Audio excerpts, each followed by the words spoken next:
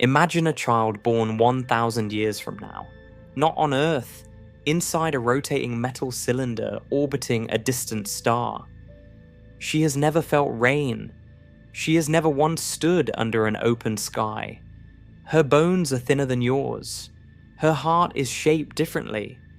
Her entire immune system has never encountered a forest or an ocean breeze. She speaks a language you would barely recognize, and if you brought her to Earth and set her down on the surface, the gravity alone might break her. She is human, but she is not the same kind of human you are. Tonight, we are going to explore what 1,000 years of living away from Earth would actually do to the human body, the human mind, and the human species.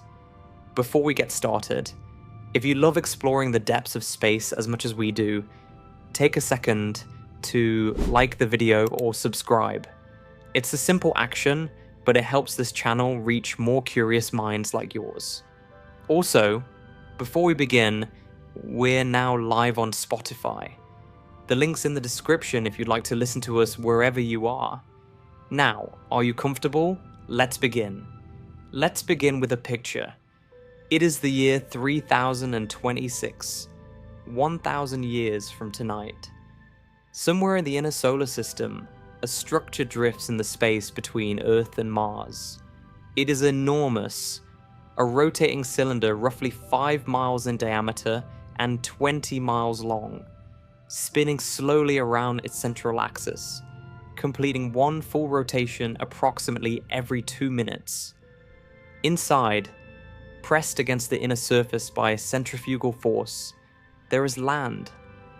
Real soil, engineered over centuries from processed asteroid material and organic compost. Grass grows along pathways between low buildings. Artificial rivers circulate water through the habitat's ecosystem. Overhead, lighting panels cycle through something that approximates dawn, midday, and dusk. Though the spectrum is not quite the same as sunlight, and no one alive has ever seen real sunlight directly. 10,000 people live here. They have lived here for generations. Their great-great-great-grandparents were born here. Not one person in this community has ever set foot on Earth. Most of them have never even seen Earth, except as a pale dot in the observation windows, indistinguishable from any other bright point of light in the sky. Meanwhile, roughly 140 million miles away on average, another community of humans lives beneath the surface of Mars. Their pressurized tunnels and domed chambers extend under meters of regolith and rock, shielded from the thin carbon dioxide atmosphere above and the cosmic radiation it barely filters. The sky on the surface is a pale butterscotch color during the day, and the temperature outside the habitat walls rarely climbs above freezing, even at the equator. The air pressure on the Martian surface is less than 1% of Earth's, which means that an unprotected human being would lose consciousness in seconds. But beneath the surface, in tunnels lined with reinforced concrete and layered shielding, the community thrives. Their gravity is approximately 38% of what you feel right now, sitting wherever you are. About 5,000 people live in this settlement. It has been continuously occupied for over 900 years. Children are born here. Elders pass away here. The rhythms of human life continue, but under physical conditions that no human body evolved to inhabit. And farther out, beyond the orbit of Jupiter, moving through the cold and quiet outer reaches of the solar system, a generation ship follows a trajectory that left Earth orbit 800 years ago. It carries roughly 4,000 people inside a vessel that has become, for every one of its inhabitants, the entire known universe. They're heading toward a star system that their distant ancestors selected based on spectroscopic observations and transit photometry data gathered before the ship ever launched. The people aboard have no living memory of Earth. They have no living memory of anyone who had a living memory of Earth. The founders are figures from deep history, as distant to them as the medieval world is to us. The people aboard do not think of themselves as travelers. They think of themselves as residents. The ship is not carrying them somewhere. It is where they live. These three populations, the orbital habitat, the Mars colony, and the generation ship, represent three very different environments. And over 1,000 years, each environment would do something different to the human bodies living inside it. Not through dramatic mutation, not through science fiction transformation, through the slow, steady, entirely predictable process of biology responding to the physical world it inhabits. The first and most fundamental force shaping those bodies is gravity. Gravity is not a feature of the human body. It is the condition under which the human body was built. Every bone in your skeleton, every muscle fiber, every chamber of your heart, every fluid-filled cavity and pressure-regulated vessel in your body exists in its current form because your ancestors lived under one specific gravitational load for hundreds of thousands of years. Earth gravity, approximately 9.8 meters per second squared. 1G. That is the load your body was designed for, not by an engineer, but by natural selection operating over deep time in one specific gravitational environment. Remove that gravity, reduce it, or alter it, and the body begins to respond almost immediately. Not in years, not in generations, within days. We know this because we have been sending human beings into microgravity for over 60 years, starting with the earliest orbital flights, and we have been measuring what happens to their bodies with increasing precision ever since. The picture that has emerged from 6 decades of spaceflight medicine is remarkably consistent. And it is not subtle. The data from the International Space Station is extensive and consistent. In microgravity, astronauts lose bone mineral density at a rate of roughly 1 to 2% per month in weight-bearing bones. The pelvis, the lumbar spine, the legs, the bones that carry your weight when you stand and walk, these lose density fastest.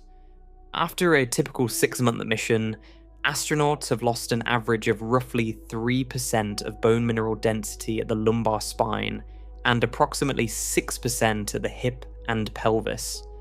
Some individuals lose significantly more, up to 10 or 15% in the same period.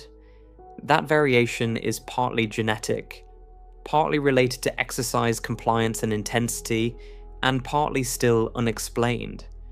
To put that in context, postmenopausal women on Earth, one of the populations most affected by bone density loss, lose roughly 1 to 2% per year.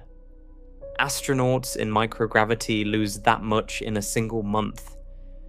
6 months aboard the International Space Station produces bone loss in weight-bearing regions, comparable to roughly 5 to 10 years of aging on Earth.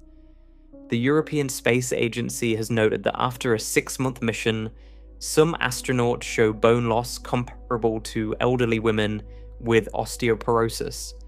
And this is happening to young, extremely fit individuals following approximately 2.5 hours of daily exercise using specialized resistance equipment, the Advanced Resistive Exercise Device and others, specifically engineered to load the skeleton under microgravity conditions and slow the rate of deterioration. The exercise helps. Without it, the loss would be substantially faster and more severe. But it does not stop it entirely.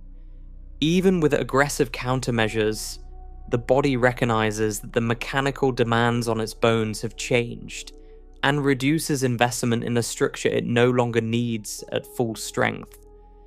This is not a malfunction. It is an adaptation. The body is doing exactly what evolution shaped it to do, allocating resources based on demand. In microgravity, the demand on weight-bearing bones drops to near zero, and the body adjusts accordingly. Muscle loss follows a similar pattern. Without constant gravitational loading, the muscles responsible for posture and locomotion, the calves, the quadriceps, the muscles along the spine, begin to atrophy. Loss of muscle mass and strength can reach 20% or more during a 6-month mission if exercise countermeasures are not maintained rigorously. The muscles do not vanish, they shrink, they weaken, they recalibrate to a world where holding yourself upright requires no effort at all.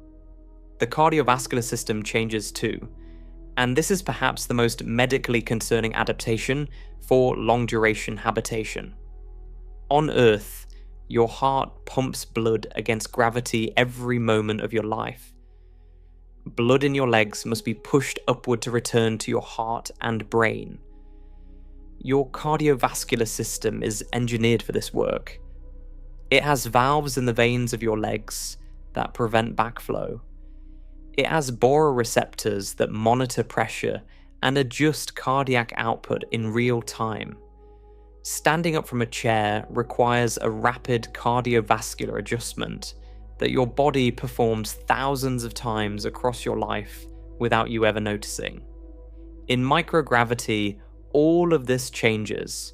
Without gravity pulling blood downward, fluid redistributes toward the head and upper body. Astronauts develop puffy faces and thinner legs within hours of reaching orbit. The heart, no longer pumping against a gravitational gradient, begins to remodel. Studies have shown that the left ventricle becomes more spherical after extended time in weightlessness. Cardiac output decreases. The heart becomes slightly smaller and less muscular because the workload it was built for has disappeared. It is becoming more efficient for its new environment, but less capable of handling the demands of the old one. When astronauts return to Earth after 6 months or a year, many experience orthostatic intolerance, the inability to stand upright without dizziness, lightheadedness, or fainting. You have probably seen footage of astronauts being carried out of their capsules after landing, unable to walk on their own. That is not ceremonial. That is medical necessity. Their cardiovascular systems have partially deconditioned. Their leg muscles have atrophied. Their vestibular systems need time to recalibrate to Earth's gravitational signals. It takes weeks to months to readapt to Earth gravity. Some effects, particularly bone density loss in certain skeletal sites, like the hip and femoral neck, take years to fully recover. A comprehensive study tracking astronaut bone recovery found that even 12 months after return from a 6-month mission, many astronauts had not fully restored the bone density they lost, and a small number never fully recover it at all. The bone that was there when they launched does not entirely come back. Now consider this carefully. These are effects observed in healthy adults who grew up on Earth, who spent their entire developmental years under full gravitational loading, and then spent 6 months to 1 year in microgravity before returning. Their bodies had decades of Earth gravity development to draw on. Their skeletons had formed under full mechanical loading. Their hearts had developed pumping against 1G for 30 or 40 years before ever encountering weightlessness. They had a baseline to return to, and most of them returned to it, more or less. But what about a child who never had that baseline? This is the question that moves us from current astronaut medicine into the speculative but scientifically grounded territory of long-term space habitation. And it is here that the implications become truly consequential. Human bone development is not a passive process. Bones do not simply grow according to a fixed genetic blueprint and then stop. Bones grow in response to mechanical stress. This principle, described in orthopedic medicine as Wolff's Law, explains how bone tissue continuously remodels itself in response to the loads placed upon it. Apply consistent mechanical stress to a bone during development, and it grows denser, thicker, stronger. Reduce the stress, and it grows thinner, lighter, weaker. The bones of a professional tennis player's dominant arm are measurably denser than those of the opposite arm. The bones of distance runners are denser in the legs than those of swimmers who load those same bones far less. The skeleton is not fixed. It is a living structure that reads its mechanical environment and adjusts continuously. A child born and raised in 38% gravity, the surface gravity of Mars, would develop a skeleton calibrated to 38% gravity. The bones would form. They would be functional. They would support the child's weight, allow full movement, protect internal organs, but they would be lighter and less dense than the bones of a child raised on Earth. Because the mechanical demand is lower, the muscles would develop similarly, strong enough for Mars, likely inadequate for Earth. And this would not be a medical condition.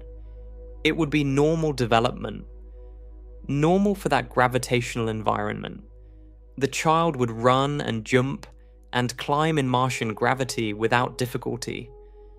Their body would be thoroughly adapted to the world they actually live in. The problem surfaces only when you imagine the body attempting to function in a gravitational field it was never built for. A Mars-raised adult visiting Earth for the first time would feel gravity roughly 2.5 times stronger than anything their body has ever known. Consider what that means.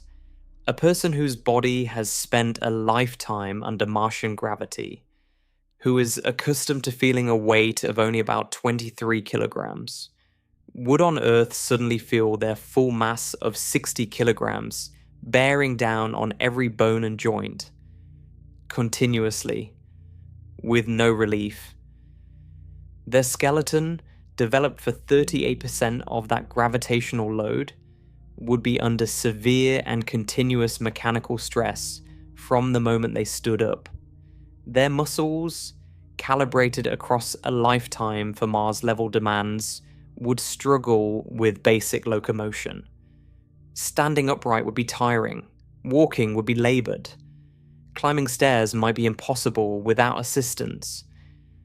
Carrying even light objects would feel like carrying heavy weights. Stress fractures in weight-bearing bones, the tibias, the femoral necks, the metatarsals, would be a genuine and immediate medical risk. Cardiovascular strain would be significant and sustained, as the heart suddenly confronts a gravitational load it has never once trained for. Blood would pool in the legs, with a force the venous return system was never built to overcome. The fluid shifts caused by full Earth gravity pressing blood downward into legs that have never experienced that level of hydrostatic pressure could produce severe orthostatic symptoms: fainting, dizziness, reduced cerebral perfusion, and potentially dangerous cardiovascular events. In 16% gravity, the surface gravity of the Moon, the developmental effects would be even more pronounced. A child raised on the Moon would develop an even lighter skeleton, weaker postural muscles, a cardiovascular system even more delicately calibrated to minimal gravitational resistance. For that individual, visiting Earth might not merely be uncomfortable, It might be medically hazardous. And in true microgravity, aboard a generation ship or orbital station without effective artificial gravity, the consequences would be most extreme of all. A child who develops in genuine weightlessness, whose bones never experience meaningful gravitational loading during the critical growth windows of infancy, childhood, and adolescence, would possess a skeletal and muscular structure fundamentally different from that of any human who has ever lived on Earth. The long bones of the legs might be thinner, the spine might elongate differently, the pelvis might develop a different geometry, since much of its current shape is a response to the mechanical demands of upright bipedal locomotion under gravity. We do not have direct human data on this because no child has ever developed in microgravity, and no ethical framework currently exists that would permit attempting it. But extrapolating from what we understand about bone remodeling under varied mechanical loads and from animal studies conducted aboard the International Space Station, the result would very likely be a body that functions adequately, perhaps gracefully, in its native environment of weightlessness. But that would be profoundly, perhaps dangerously, incompatible with any significant gravitational field. Setting foot on any planetary surface could be out of the question entirely. This brings us to artificial gravity, arguably the single most important engineering variable in determining what space-borne humans physically become over the long term. A rotating habitat that maintains Earth normal gravity on its inner surface, approximately 1 g, would in principle allow human bodies to develop under conditions identical to those on Earth. Bones would form under full mechanical loading, muscles would build to support full body weight, cardiovascular systems would maintain the conditioning required to pump blood against a 1G gradient. The O'Neill cylinder concept, proposed by Princeton physicist Gerard K. O'Neill in the 1970s, describes just such a habitat. His reference design specified rotating cylinders roughly 5 miles in diameter and 20 miles long. At that radius, the cylinder would rotate approximately 28 times per hour to produce Earth-equivalent centrifugal acceleration on its inner surface. The radius is large enough that the Coriolis effect, the apparent sideways deflection experienced when moving within a rotating reference frame, would be small enough to be biologically insignificant during everyday human activity. You could walk, run, throw a ball, pour water, and your body would perceive something very close to normal gravity. If such a habitat were built and maintained for 1,000 years, the bodies of its inhabitants could, in principle, remain structurally similar to those of Earth humans across dozens of generations. The mechanical environment experienced by each developing child would be effectively identical to standing on Earth's surface. Bones, muscles, hearts, vestibular organs, all would develop under the same magnitude of gravitational loading that shaped every human being who has ever lived on the planet. The habitat would not be Earth. It would not have weather, open sky, or a biosphere of any natural complexity. But in terms of the physical forces acting on the body during development, it could be close enough to preserve the human form as we know it. But maintaining Earth-normal artificial gravity for 1,000 years is an enormous engineering assumption. The rotation must be constant and precisely controlled. The structural integrity of the entire habitat must endure centuries of continuous mechanical stress from its own rotation. Bearings, joints, structural members, and hull components must be inspected, repaired, and replaced by people who may be dozens of generations removed from the engineers who originally designed them. A mechanical failure that slows or destabilizes the rotation affects every body inside the habitat. And not all habitats would maintain full Earth normal gravity even if they could. Mars colonies cannot spin their way to 1G. They sit on a planetary surface with a fixed gravitational field that is 38% of Earth's, and no conceivable technology changes that fundamental fact. You can build centrifuges for exercise or medical treatment, but you cannot change the gravity that a child grows up walking in, sleeping in, playing in every day of their developmental years. Lunar settlements face the same constraint at 16%. Generation ships might begin their voyage with properly calibrated rotation, but mechanical degradation over centuries, resource limitations, shifting engineering priorities, or deliberate design choices by later generations who may value different things than the founders could result in reduced effective gravity. A generation ship that launches with Earth normal rotation might, after 300 years of bearing wear and incomplete maintenance, operate at 90%. After 500 years, 80%. After 700, perhaps 70 or less. Each reduction is small. Each reduction is permanent in its developmental effects on the bodies growing up under it. The implications cascade across generations with quiet inevitability. Each generation born under reduced gravity develops a body slightly more adapted to that reduced load and slightly less capable of handling Earth normal conditions. The first generation born at 80% gravity might visit Earth with difficulty, but survive.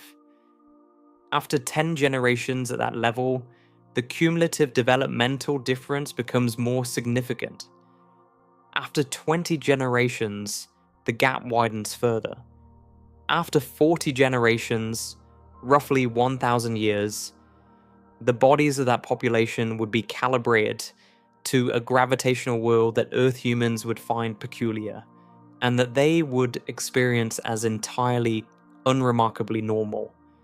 And here is a distinction that matters enormously, but is easy to miss. This process is not evolution in the genetic sense. 1,000 years is approximately 40 human generations. That is far too short for significant natural selection to reshape the human genome in the way that hundreds of thousands of years of evolutionary pressure shaped it originally. The changes we are describing are developmental and physiological. They are the result of bodies growing in different physical environments, not of genes changing through mutation and differential survival. A child from a reduced gravity habitat, transported to Earth as a newborn and raised under full gravity from infancy, would very likely develop a body indistinguishable from any Earth-born child. The genes have not changed. The conditions in which those genes express themselves during growth have changed. But this distinction, while scientifically crucial, does not diminish the practical consequences one bit. If you have lived your entire life in 38% gravity, if your bones formed under that load, if your muscles developed against that resistance, if your heart calibrated to that demand over decades of growth, then the fact that your genes could theoretically produce an Earth-adapted body under different developmental conditions is entirely irrelevant to your daily reality. You cannot rewind your development. You cannot rebuild your skeleton as an adult. Your body is the one you actually have. And the one you have was built for Mars. Every cell, every fiber, every mineral crystal laid down during the critical years of your growth was placed there in response to a gravitational field that is not Earth's. That is your body. That is who you are physically, and no amount of genetic potential changes it after the fact. There is another gravitational effect that deserves attention because it is less obvious than bone and muscle adaptation, but potentially just as consequential over long time scales. The human vestibular system, the inner ear structures responsible for balance and spatial orientation, develops its calibration during childhood in response to gravitational input.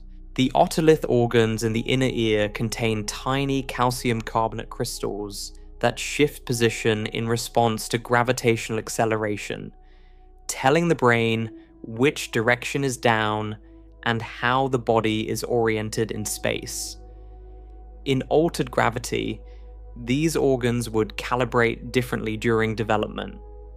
A child whose vestibular system matures in low gravity would have a fundamentally different sense of spatial orientation than an Earth-born human. They would feel perfectly balanced and coordinated in their native environment. But placed suddenly in Earth gravity, their vestibular system would receive signals of an intensity and character their brain has never learned to interpret correctly, producing severe disorientation, nausea, vertigo, and impaired motor coordination. There is a related effect that compounds the vestibular problem. Human proprioception, the body's sense of where its limbs and joints are in space, also calibrates during development based on gravitational loading. On Earth, the weight of your own arm provides constant feedback to the sensory receptors in your shoulder, elbow, and wrist about where that arm is and how it is oriented. Your brain uses this gravitational feedback, alongside visual and vestibular information, to build a coherent internal model of your body's position and movement.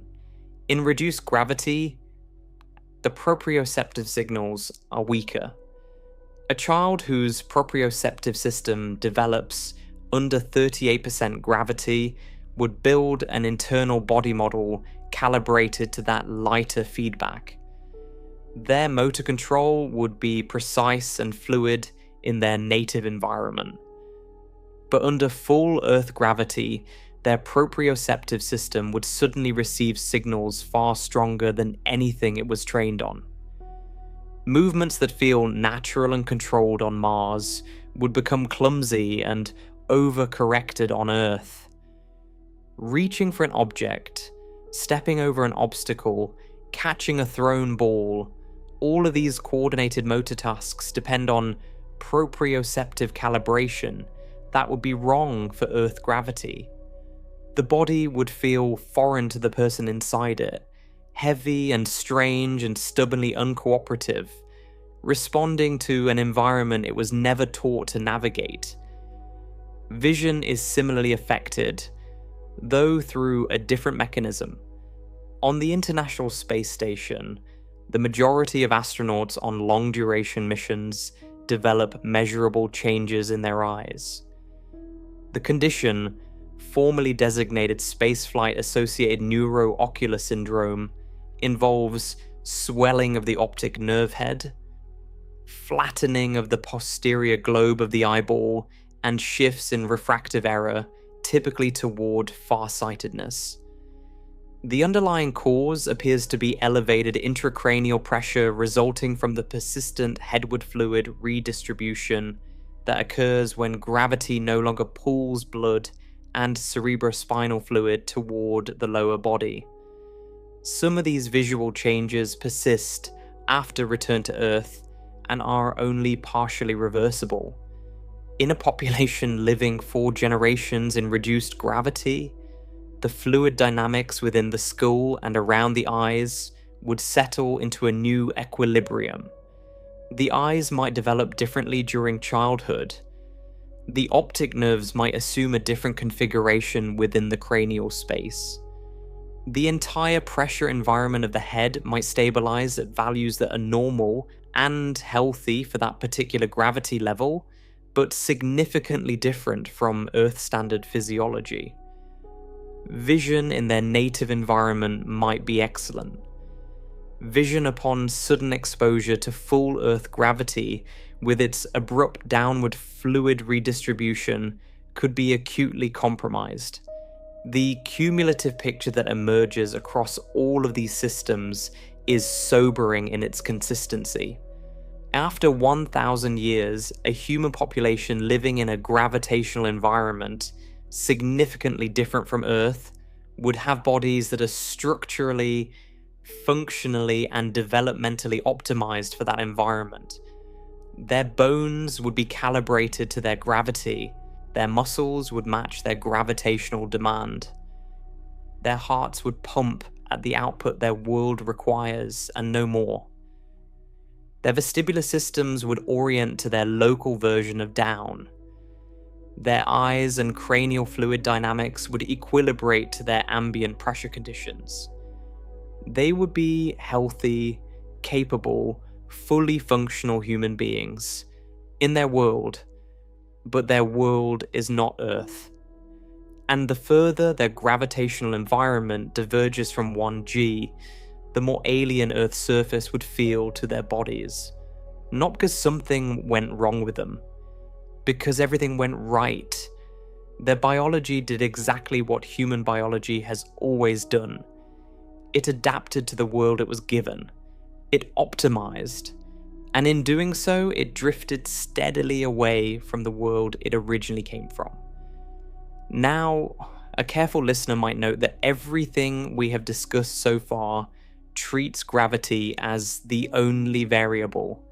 It is not. Gravity is the first variable because it is the most physically immediate, the one whose effects we can predict most confidently based on decades of astronaut data and well-established principles of bone and muscle physiology. It is the foundation on which the rest of the story builds. But a human body living in space for 1,000 years is not merely living under different gravitational loading.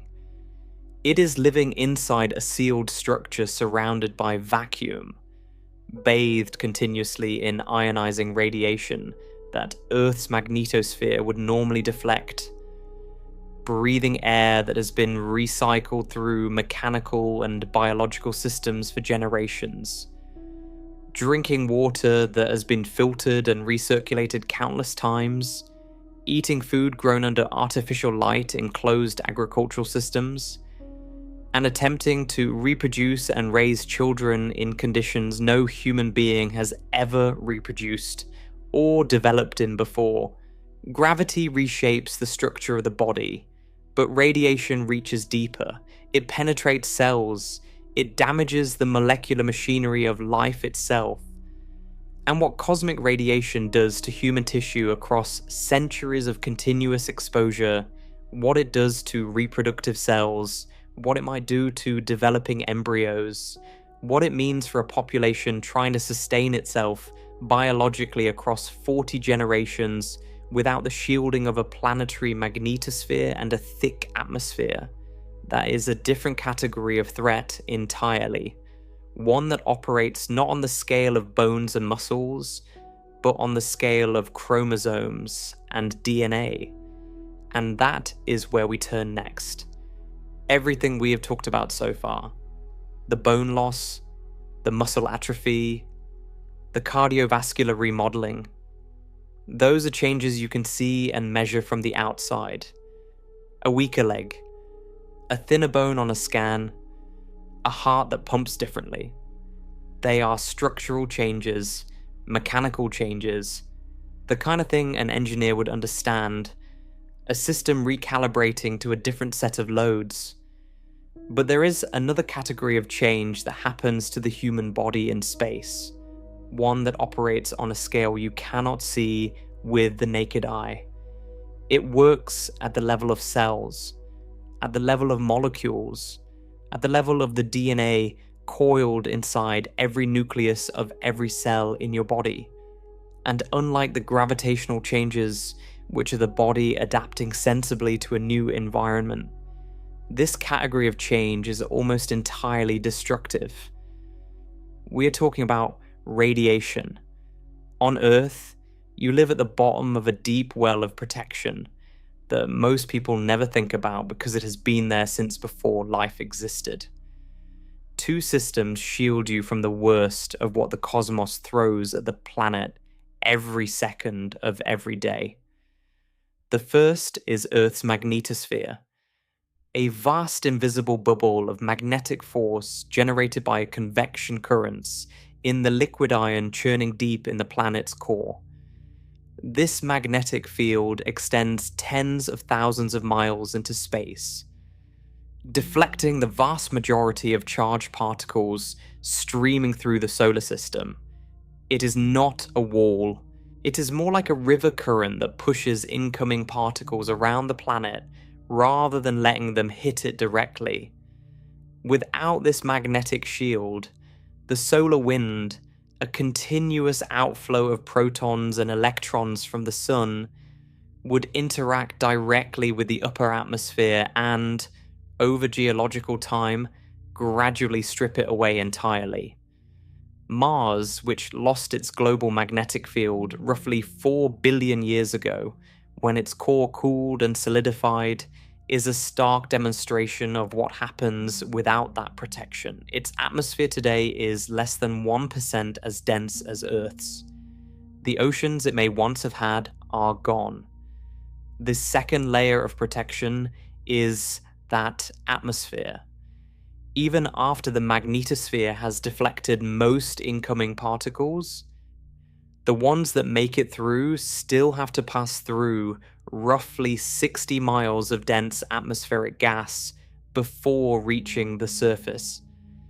That column of air absorbs and scatters a significant fraction of the remaining cosmic radiation, and by the time it reaches the ground, the environment is remarkably gentle. The average person on Earth receives a background radiation dose of approximately 2 to 3 millisieverts per year. That includes natural sources like radon gas from rocks, cosmic rays that make it through the atmosphere, and trace radioactive elements in food and water. Your body can handle this. Your cells have DNA repair mechanisms that evolved specifically to deal with this level of ongoing low-grade damage. A few broken strands here, a damaged base pair there, and the repair enzymes fix it before it causes problems.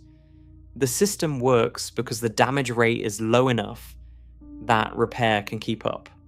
In space, that balance collapses. Beyond Earth's magnetosphere, two sources of radiation dominate the environment. The first is galactic cosmic rays. These are not rays in the ordinary sense. They are atomic nuclei, mostly protons, but also heavier nuclei, including helium, carbon, oxygen, silicon, and iron, stripped of their electrons and accelerated to extraordinary energies by supernova explosions and other violent astrophysical events across the galaxy. They come from every direction. They are always present, and they carry enough energy to penetrate through several feet of solid material, passing through spacecraft hulls, through habitat walls, through shielding, and through human tissue. When a galactic cosmic ray particle passes through a cell, it does not merely nudge the molecules it encounters. It tears through them like a bullet through tissue paper. A single heavy ion, a cosmic ray ion nucleus traveling at a significant fraction of the speed of light, can shatter DNA strands, rupture cell membranes, destroy mitochondria, and leave a trail of ionized molecular wreckage through every cell it crosses.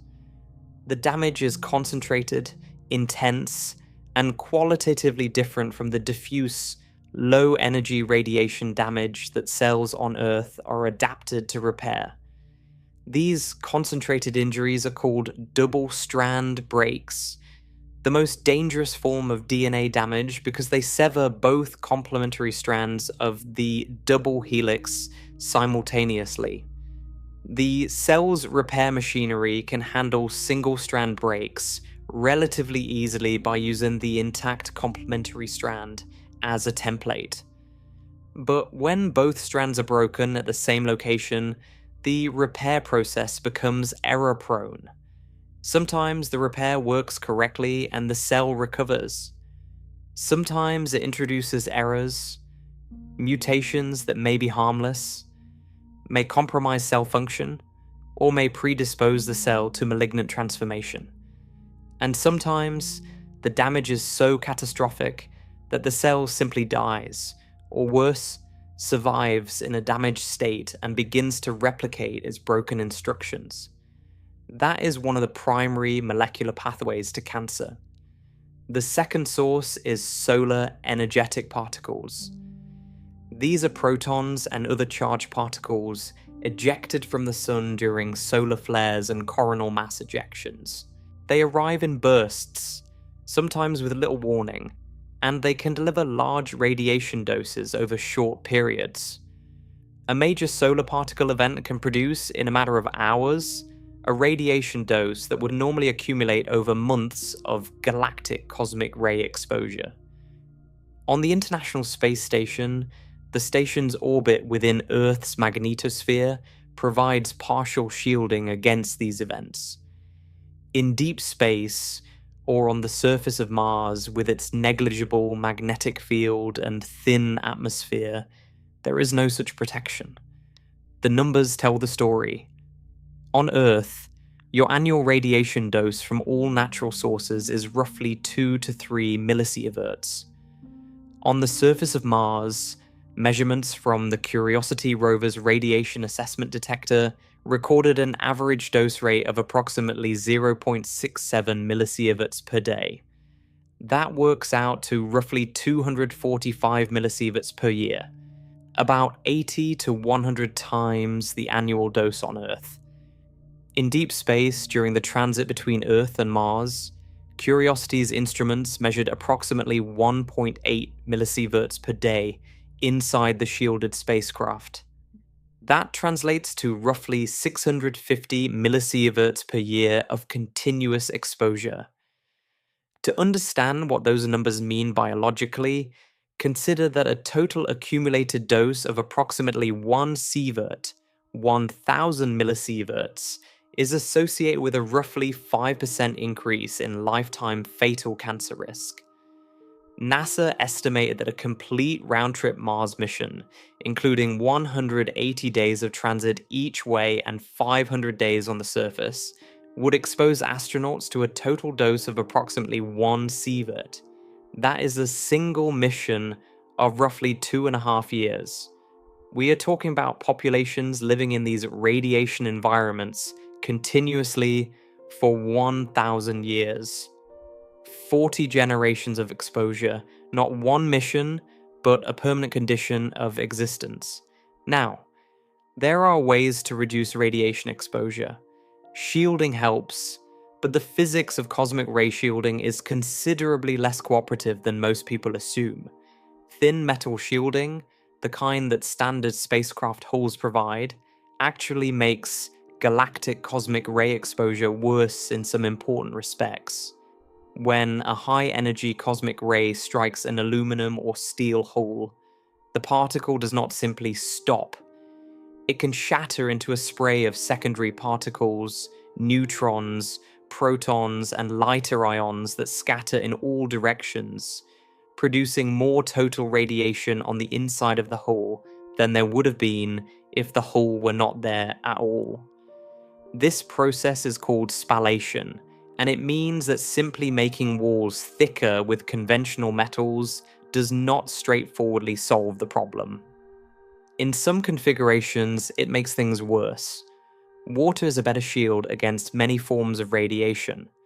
Hydrogen-rich materials generally outperform metals because they absorb and slow particles more effectively without producing as many dangerous secondaries.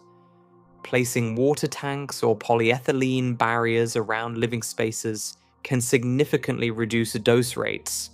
But water is heavy. Polyethylene is heavy. Every kilogram of shielding is a kilogram that has to be launched, accelerated, and maintained. For an orbital habitat, the trade-off between shielding mass and structural feasibility is severe. For a Mars colony, burying the habitat under several meters of regolith offers substantial protection, but it means living permanently underground. Even with the best shielding, galactic cosmic rays cannot be entirely stopped by any practical amount of passive material. Some fraction always gets through. The most energetic particles will penetrate meters of rock. An active magnetic shielding system, essentially an artificial magnetosphere wrapped around a habitat, is theoretically possible, but would require superconducting magnets of enormous scale and continuous power. Engineering challenges that remain far beyond current capability. The upshot is that any human population living in space for 1,000 years will receive significantly more radiation than humans on Earth. The exact amount depends on the habitat, its shielding, its location, and the engineering choices made across centuries. But the exposure will be elevated, continuously, for every generation. And this brings us to one of the most consequential and least understood questions in all of space biology. What does chronic, multi-generational radiation exposure do to human reproduction? No human being has ever become pregnant in space. No human embryo has ever developed in microgravity or under elevated radiation conditions. No human child has ever been born off Earth. This is not merely a gap in our data, it is a void. The most fundamental biological process required for a self-sustaining space population, reproduction, has never been tested under space conditions in humans. Everything we think we know about it comes from animal studies, cell culture experiments, and theoretical extrapolation. What those animal studies suggest is concerning. Research on rodents has shown that radiation exposure at levels comparable to deep space environments can damage reproductive cells in both males and females. Sperm counts decline. Sperm motility is impaired. Ovarian follicle reserves are depleted more rapidly. Hormonal signaling pathways, the finely tuned chemical communication system that coordinates the menstrual cycle, ovulation, implantation, and pregnancy maintenance, can be disrupted by both radiation and microgravity. A study published in Frontiers in Physiology in 2025 reviewed evidence that microgravity impairs endocrine signaling in the female reproductive system, noting that estrogen availability and gonadotropin regulation are both affected in ways that could reduce fertility and complicate pregnancy. There is a small but growing body of evidence from embryo experiments conducted in space. In 2020, a Chinese research team launched approximately 3,400 two-cell mouse embryos aboard a recoverable satellite, exposing them to microgravity for 64 hours. The embryos developed to the blastocyst stage, the critical early phase when the embryo forms a hollow ball of cells ready for implantation.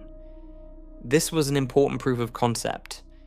Early embryonic development can proceed in microgravity, but the study ended at the blastocyst stage. It did not test implantation, placental development, organ formation, or any of the later stages of pregnancy that are far more complex and far more vulnerable to environmental disruption. In 2023, a team led by Sayaka Wakayama conducted a follow-up experiment aboard the International Space Station, culturing 720 frozen two-cell mouse embryos under both microgravity and simulated 1G conditions using an onboard centrifuge. Again, the embryos developed to the blastocyst stage under microgravity with relatively few apparent defects. This was encouraging, but again, it covered only the earliest phase of development. The researchers themselves emphasize that the results cannot be extrapolated to later developmental stages or to full-term pregnancy, and certainly not to human pregnancy, which is substantially more complex and more sensitive than murine pregnancy in multiple respects. And it is the later stages that matter most for the question of viability. Reaching the blastocyst stage is only the first gate. After implantation, the developing embryo must build a placenta, an organ of extraordinary complexity that mediates every exchange of nutrients, oxygen, and waste between mother and child. Placental blood flow on Earth is shaped by gravity, circulating under hydrostatic pressures that the organ's architecture evolved to accommodate. In reduced gravity or microgravity, those pressures change. Whether a placenta forming under altered conditions would sustain a full-term pregnancy is a question no experiment has answered. Beyond the placenta, fetal bones mineralize in response to mechanical forces transmitted through the mother's body. Fetal muscles develop tone through movement against resistance. The fetal brain undergoes rapid neurological development throughout gestation, forming billions of neural connections in patterns influenced by maternal stress hormones, oxygen levels, and radiation exposure. A developing fetus is far more radiosensitive than an adult because rapidly dividing cells are more vulnerable to DNA damage. The critical windows for organ formation are also the windows of maximum vulnerability to radiation-induced malformation. On Earth, radiation accumulated across a full pregnancy is negligible. In a space habitat, even a well-shielded one, it would be meaningfully higher. And we cannot ethically test what that means. No review board would approve deliberately exposing a developing human fetus to those combined risks. The first spaceborn children would not be subjects in an experiment. They would be the experiment. The deeper concern is what radiation does to germ cells, the eggs and sperm that carry genetic information to the next generation. Unlike most cells in the body, which can be replaced if damaged, a woman's supply of oocytes is finite. She is born with all the eggs she will ever have, roughly 1 to 2 million at birth, declining to roughly 300,000 by puberty. Radiation damage to these cells is cumulative and irreversible. Each oocyte damaged by a cosmic ray particle is a potential future child lost, or a potential future child carrying a radiation-induced mutation into the next generation. Over 1,000 years, this is not a one-time risk. It is a continuous pressure on the reproductive capacity and genetic integrity of the entire population. For males, the situation is different in mechanism, but similarly concerning. Sperm cells are produced continuously throughout adult life. So radiation damage to existing sperm is less consequential because new sperm will be produced. But the stem cells that produce sperm, the spermatogonial stem cells in the testes, are themselves vulnerable to radiation damage. If these stem cells accumulate mutations over years of elevated exposure, the mutations are passed into every subsequent batch of sperm they produce. The result would be an increasing mutation load in the male reproductive line across generations.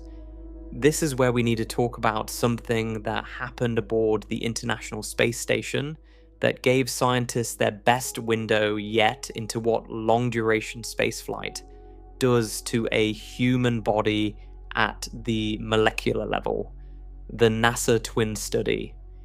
In 2015, astronaut Scott Kelly launched to the International Space Station for a mission of 340 consecutive days, the longest single space flight by an American astronaut at that time.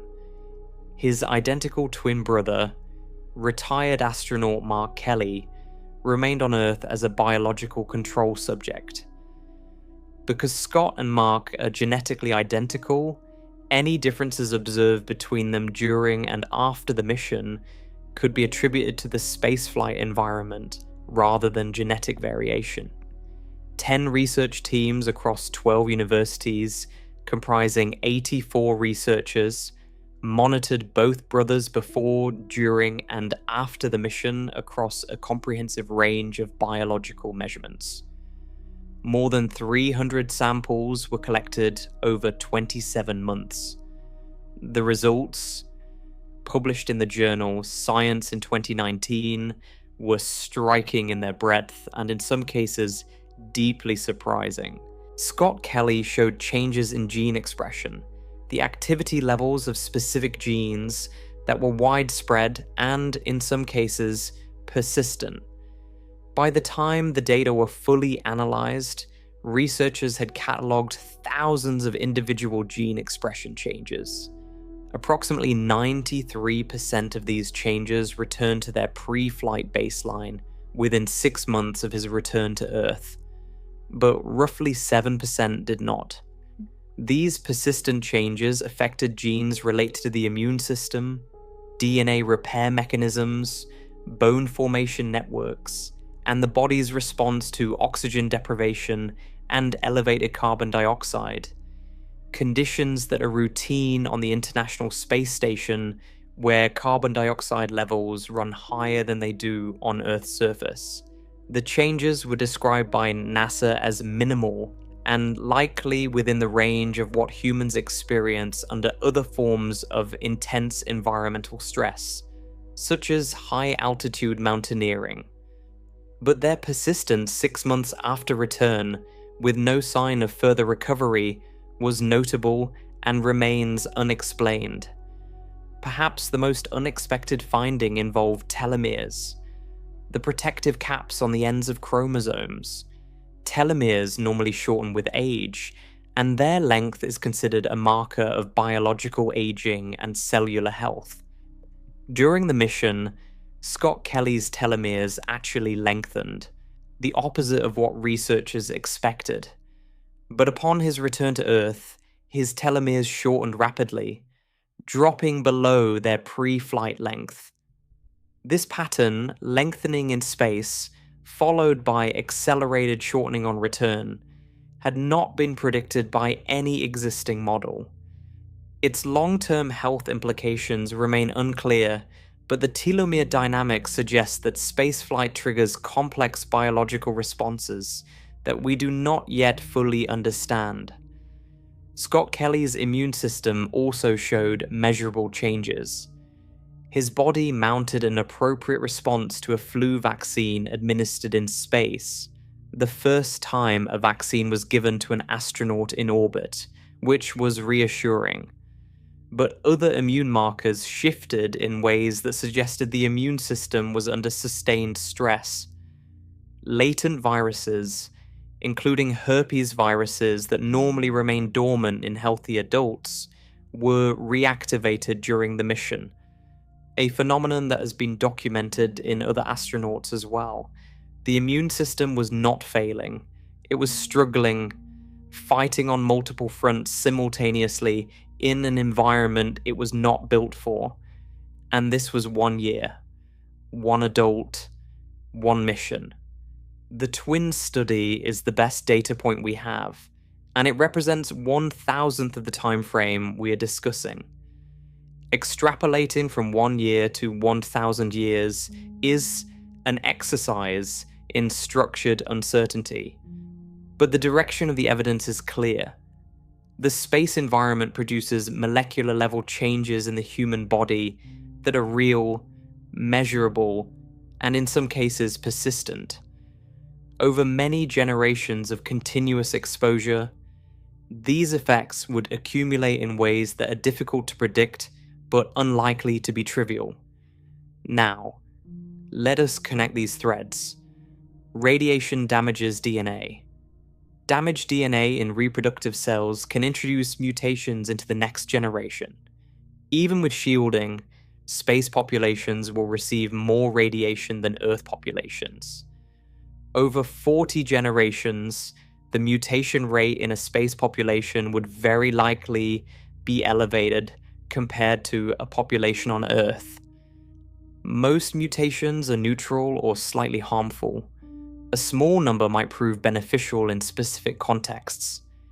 Natural selection would act on these mutations over time, favoring individuals whose genetic makeup is better suited to the space environment. But 1,000 years is a very short window for natural selection to produce significant adaptive change in a species with a generation time as long as ours. What is more likely is a gradual accumulation of genetic variants whose effects are ambiguous, some slightly detrimental, some neutral, some interacting with each other in unpredictable ways. Their collective impact on population health and reproductive viability uncertain but non-zero. This is not science fiction.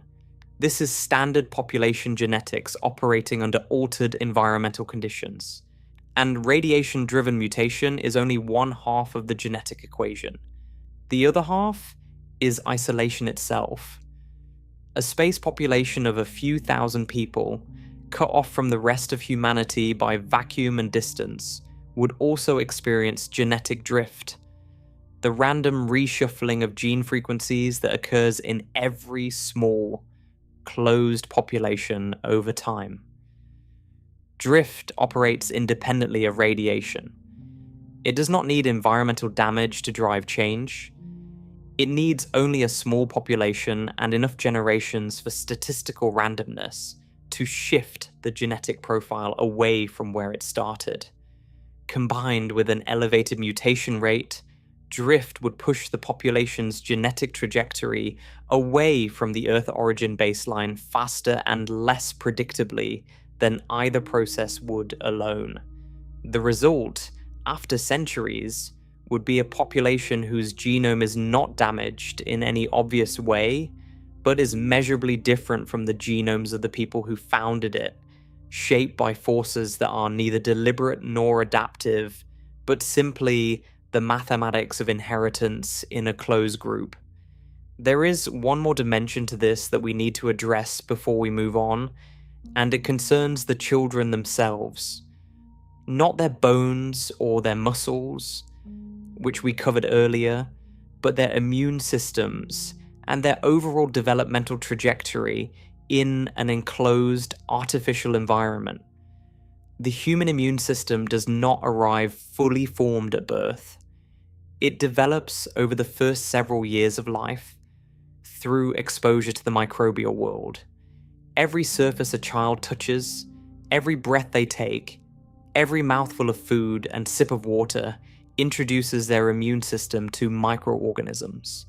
Some are harmless, some are beneficial. A small number are pathogenic. The immune system learns from each encounter, building a library of responses that will protect the individual throughout life. This process, called immune education, depends on the richness and diversity of the microbial environment the child grows up in. On Earth, that microbial environment is extraordinarily complex. A handful of garden soil contains billions of bacteria from thousands of different species. The air in a forest carries microbial communities entirely different from the air in a city. The human gut alone hosts trillions of microorganisms from hundreds of species. A community so integral to health that researchers now consider it a functional organ. This microbial richness is what the human immune system evolved to train against. A space habitat is not a forest or a garden. It is a sealed, controlled, mechanically filtered environment. The microbial community inside a habitat would be limited, deliberately managed, and far less diverse than anything found on Earth. Certain microorganisms would be introduced intentionally, those needed for waste processing, soil health in agricultural sections, and fermentation. Others would arrive accidentally. but the total diversity would be a small fraction of what exists on the planet's surface.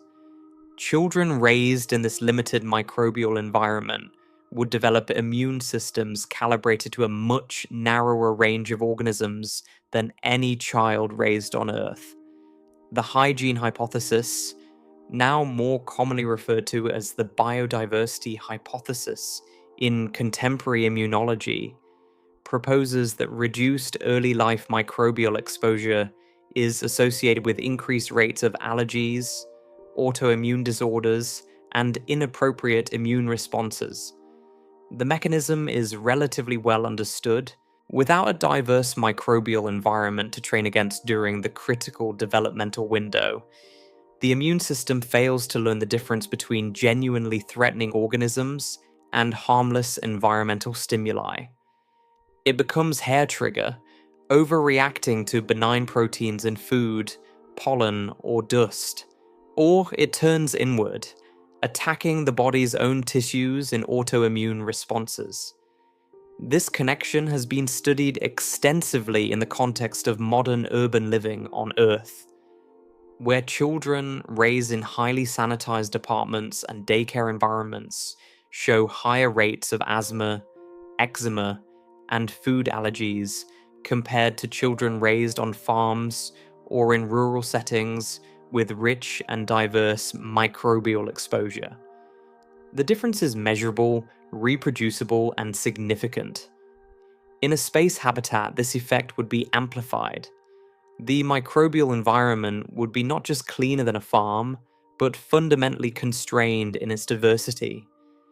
Over generations, as the habitat's microbiome stabilizes and potentially narrows further, the immune systems of the inhabitants would increasingly reflect that narrow microbial world. They would be effective at dealing with the organisms present in their habitat. They might be dangerously unprepared for anything outside it. This has direct implications for the question of return. A space-born human whose immune system was educated by the limited microbiome of a sealed habitat, arriving on Earth and being exposed for the first time to the staggering diversity of Earth's microbial life, forests, oceans, soil, crowds of people carrying thousands of viral and bacterial species, that person's immune system might react in ways that range from uncomfortable to genuinely dangerous. Allergic responses, inflammatory overreaction, vulnerability to common pathogens that Earthborn humans handle routinely, all of these are plausible outcomes. And the reverse is also true, and potentially more immediately dangerous.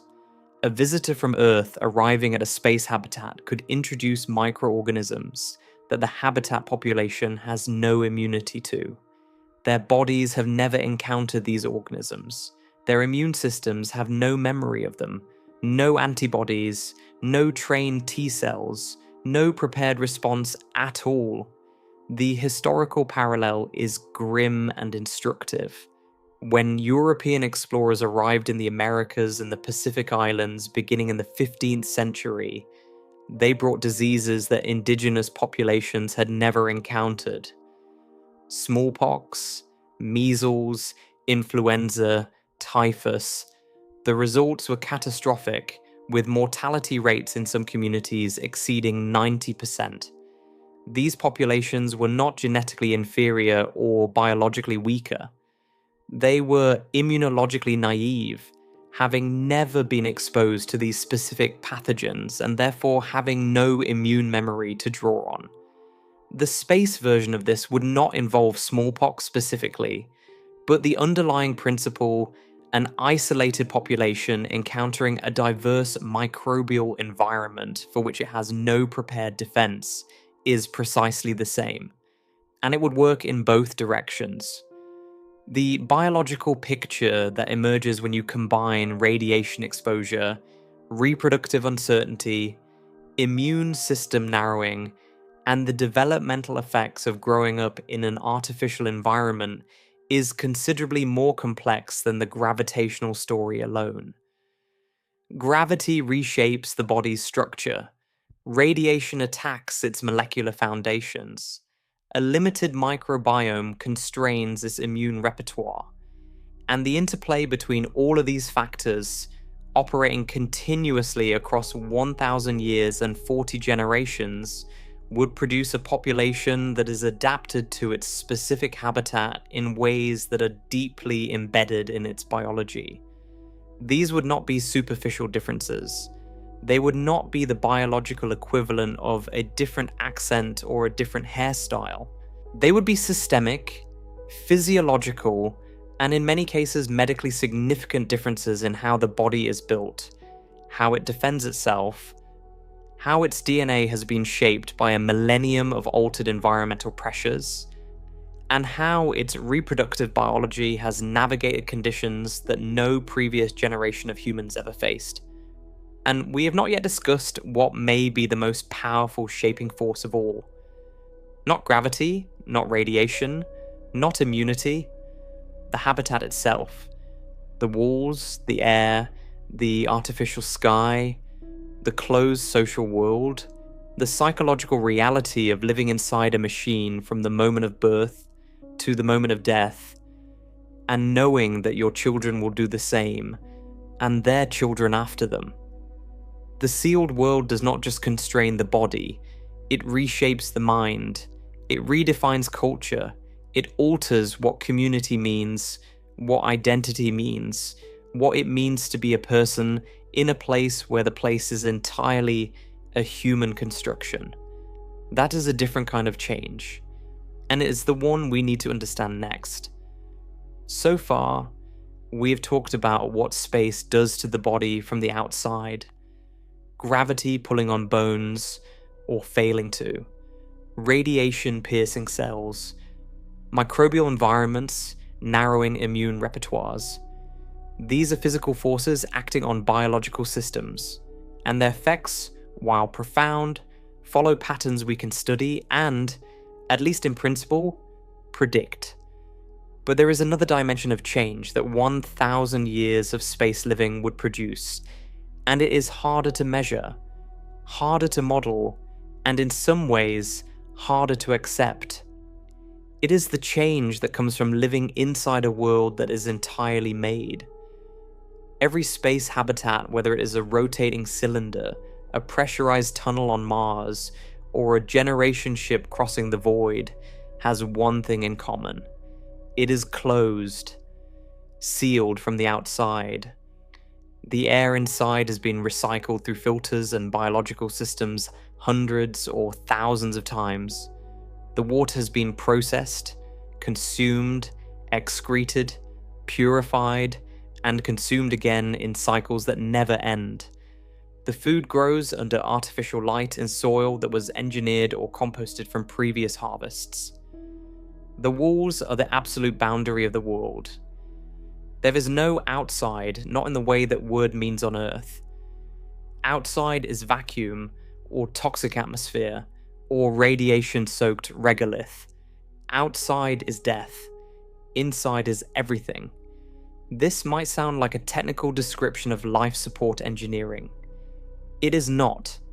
It is a description of what it means to be a person in a place where every molecule of air you breathe, every drop of water you drink, every photon of light that reaches your eyes was put there deliberately by human design and maintained there by human effort. You live inside a machine, and the machine is the only thing between you and nothing. The closest experiment humanity has ever run to test whether people can live inside a closed artificial ecosystem for an extended period was Biosphere 2, built in the Arizona desert in the late 1980s. It was a sealed glass and steel structure covering roughly 3 acres, containing 5 miniature biomes, a rainforest, a desert, a savanna, a marsh, and an ocean, along with an intensive agricultural area and living quarters for a crew of 8.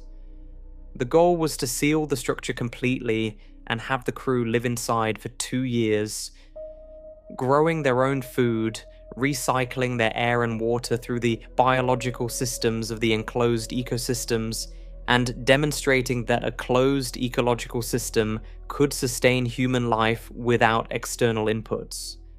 The results were instructive in ways the designers did not anticipate.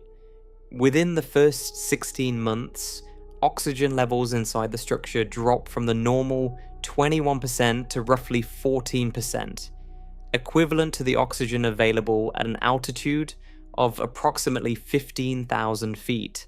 The crew experienced chronic fatigue, impaired cognitive function, difficulty performing physical work, and a persistent sense of being slightly oxygen-starved that colored every aspect of their daily lives.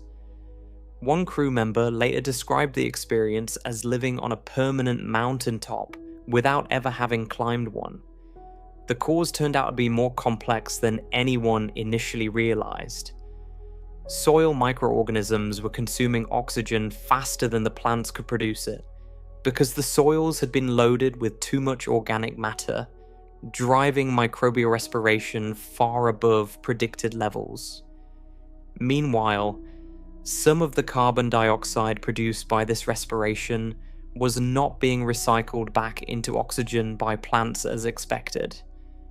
Instead, it was reacting chemically with the exposed concrete of the structure itself, forming calcium carbonate and effectively trapping carbon that should have been cycling back through the atmosphere. The carbon dioxide was disappearing into the walls. The structure was not merely housing an ecosystem, it had become part of the ecosystem. Every surface, every material, every chemical interaction within the sealed volume mattered in ways that the designers had not fully accounted for. Supplemental oxygen had to be pumped in from outside to keep the crew safe, breaking the seal that was the entire point of the experiment. Biosphere 2 was not a failure in any simple sense. It was a revelation about the staggering complexity of closed ecological systems. It demonstrated that even with careful planning, extensive biological knowledge, and a relatively short time frame of 2 years, a sealed ecosystem behaves in ways that surprise its creators. Feedback loops that seem stable on paper become unstable in practice. Species that thrive in open environments crash in closed ones. Nutrient cycles that balance naturally over large areas and long time scales become erratic when constrained to a small volume. The lesson was not that closed ecosystems are impossible. The lesson was that they are orders of magnitude more complex than most engineers and biologists had assumed, and that maintaining one reliably for centuries would require a depth of ecological understanding that we do not yet possess. A space habitat operating for 1,000 years would need to get this right. Not approximately right. Not right enough for a 2-year demonstration.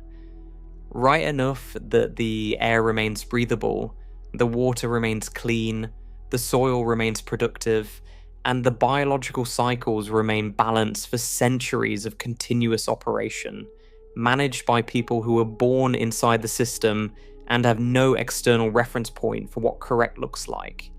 That is an extraordinary demand, and it does not just apply to the biological systems, it applies to the people.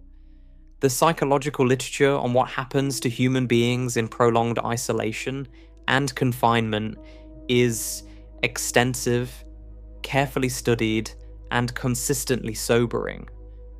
Researchers have investigated Antarctic overwinter crews, submarine deployments, simulated Mars missions lasting 8 to 12 months, and the experiences of astronauts on long-duration International Space Station missions.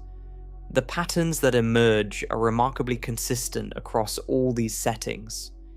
In the early phase of confinement, morale is typically high.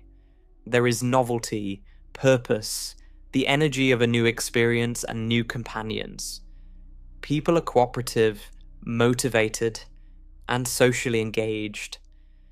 Researchers sometimes call this the honeymoon phase, and it rarely lasts more than a few weeks to a few months. As the confinement continues and the novelty erodes, a characteristic set of psychological changes begins to appear. Researchers call this the winter over syndrome when it occurs in Antarctic stations. But the same constellation of symptoms has been documented in submarines, isolation chambers, simulated Mars missions, and long-duration orbital flights.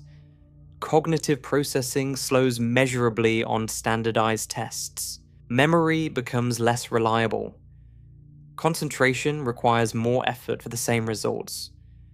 Emotional range narrows into a kind of persistent low-grade flatness. People report feeling detached, less curious, less interested in activities that previously engaged them. Sleep patterns deteriorate, irritability increases, and it tends to focus on small things. The way someone chews their food, a repeated verbal habit, a colleague who takes slightly more than their share of a communal resource, minor infractions that in an open environment would never register, but in a closed one become sources of genuine resentment. Interpersonal friction builds along predictable fault lines. Subgroups form based on shared interests, shared grievances, or simply proximity. Trust between individuals and between subgroups erodes quietly. People become more suspicious of each other's motives, more sensitive to perceived slights, more prone to social withdrawal, even when physically surrounded by others at all times. A 2026 study published in the Proceedings of the National Academy of Sciences examined a 10-month overwintering mission at Concordia Station in Antarctica, one of the most isolated places on Earth, where winter temperatures can drop below -80 degrees Celsius. Researchers equipped 12 crew members with wearable proximity sensors and conducted repeated psychological assessments throughout the mission. The findings confirmed what decades of earlier research had suggested. Despite constant physical proximity, loneliness increased over time. Conflict and suspiciousness grew. Subgroups formed and hardened. Social withdrawal increased even as physical distance between individuals decreased. The researchers noted that it was not isolation alone that produced these effects. It was the combination of isolation and forced proximity, the inability to create meaningful distance from the people causing stress. Every one of these studies, without exception, involves people who know the confinement ends. The Antarctic crew knows the summer team is coming. The submarine crew knows the deployment has a return date. The simulated Mars mission crew knows the experiment will conclude. This knowledge, the certainty of eventual return to the open world, is itself a psychological resource. It provides a temporal structure, a light at the end of the tunnel, a reason to tolerate what would otherwise be intolerable. A permanent space population has no such resource. The confinement does not end. There is no summer team arriving, no deployment rotation, no experiment conclusion. The walls of the habitat are the permanent boundaries of existence for every person born inside them, from their first breath to their last. The psychological adaptations required to live with that reality, genuinely live with it across a full lifetime and raise children who will also live with it, are unlike anything any human population has ever been asked to develop. Some people would adapt. Humans are remarkably resilient creatures, shaped by hundreds of thousands of years of navigating environments far more dangerous and unpredictable than any space habitat.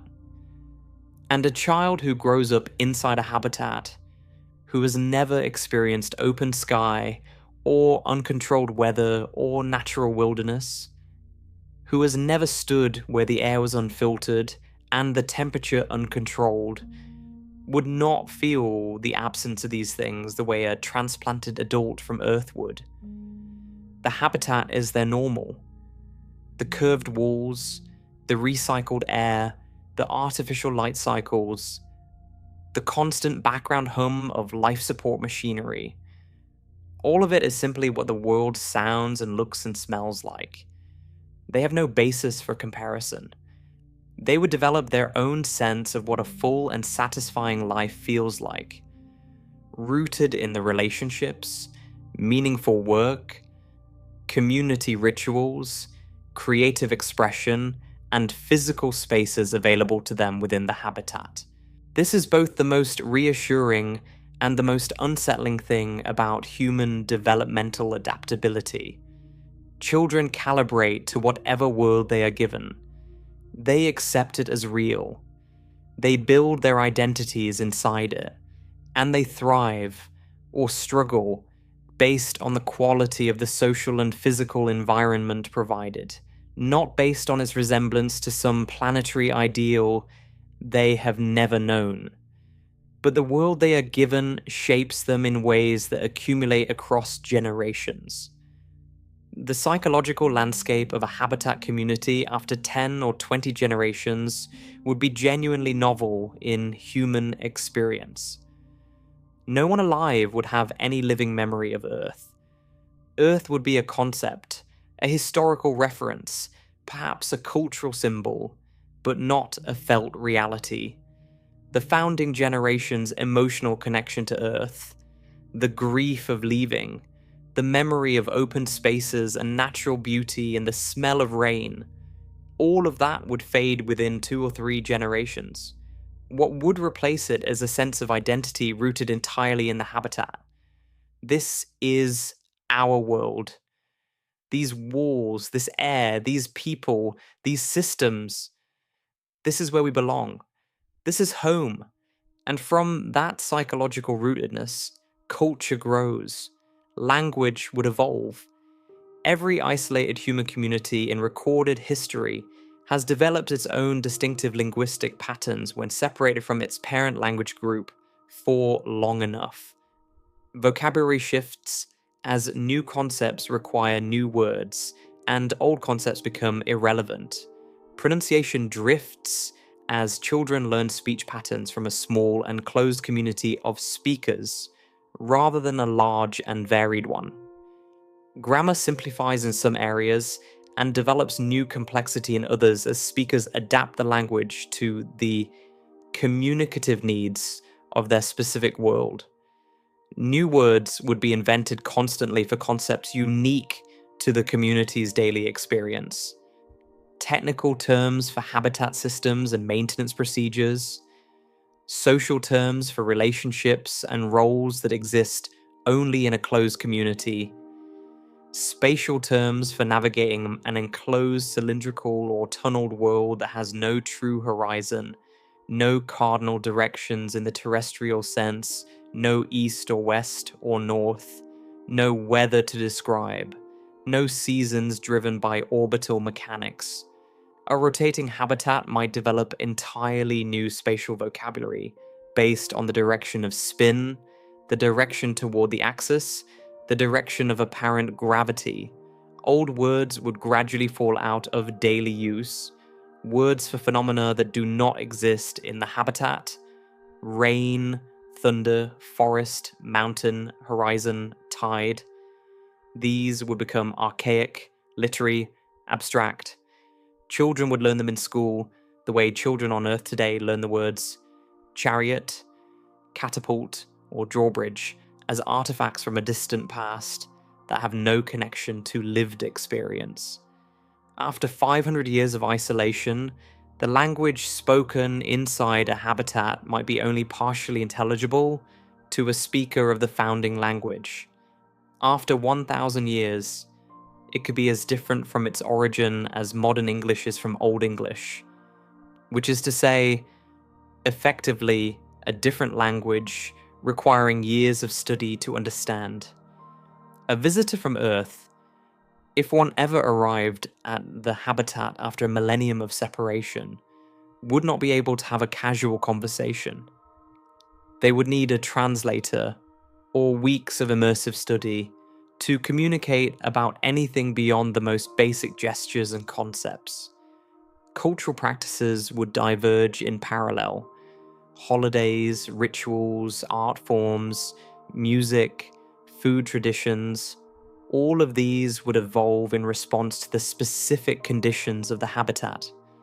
A community living in a rotating cylinder might develop sports and games adapted to the subtle Coriolis effects of their environment. A Mars colony might develop architectural aesthetics shaped by the constraints of underground living.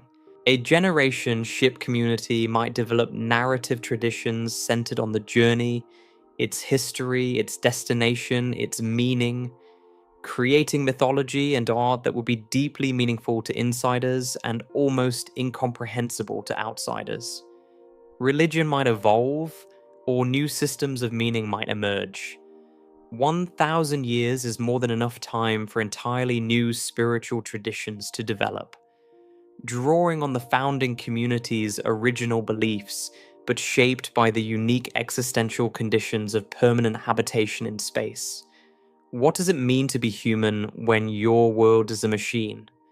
What is sacred when everything around you was built by human hands? Where do you look for transcendence when there is no sky? These are questions that each community would answer differently, and the answers would become foundational to their culture in ways that would distinguish them from Earth cultures and from each other. Governance would face challenges unlike anything in terrestrial political experience.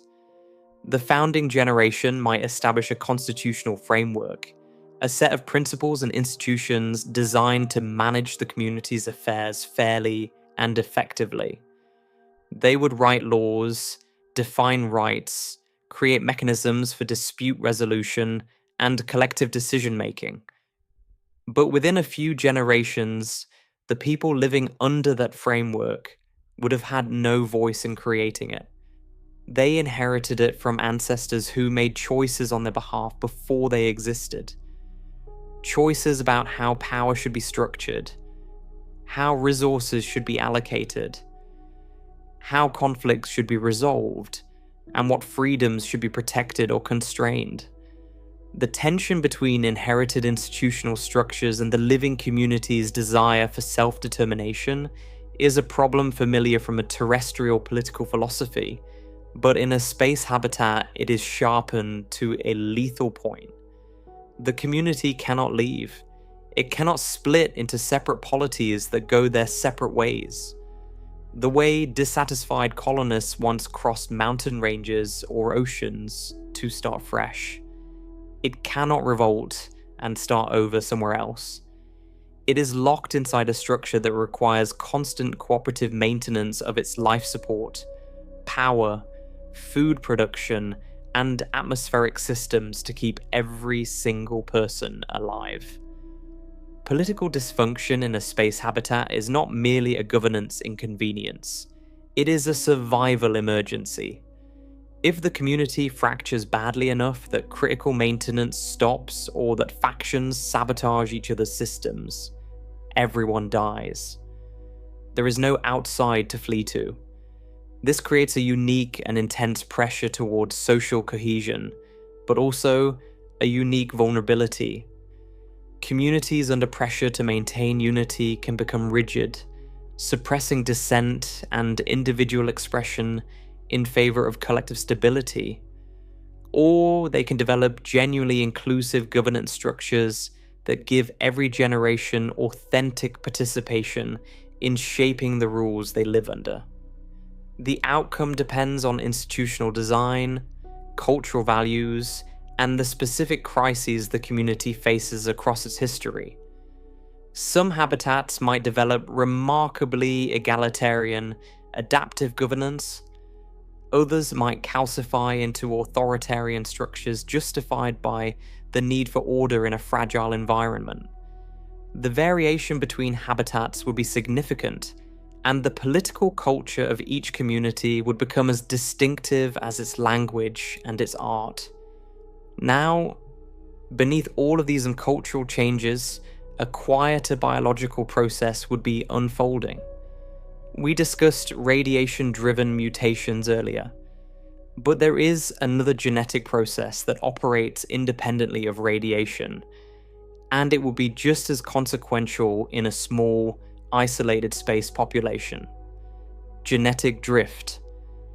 Genetic drift is the random fluctuation of gene frequencies that occurs in every population, but has its most significant effects in small ones. In a population of 10 billion, a rare genetic variant stays rare because the sheer number of individuals keeps its frequency stable from generation to generation. In a population of 5,000, random chance plays a much larger role. A few individuals who happen to carry a particular variant might have more children than average, not because the variant gives them any advantage, but simply by chance. Their variant becomes more common. Over many generations, some variants drift to high frequency while others disappear entirely. The smaller the population, the stronger the effect. Population geneticists have studied this extensively in the context of isolated human communities on Earth, and in theoretical models for space colonization. A widely cited rule of thumb in conservation genetics, sometimes called the 50 and 500 rule, proposes two thresholds: an effective population of at least 50 individuals to avoid dangerous inbreeding in the short term, and at least 500 to maintain sufficient genetic diversity over the long term. For a space colony expected to persist for centuries or longer, researchers have proposed minimum founding populations ranging from several hundred, under highly managed reproductive conditions, to tens of thousands for safety against demographic shocks, disease outbreaks, and random genetic losses.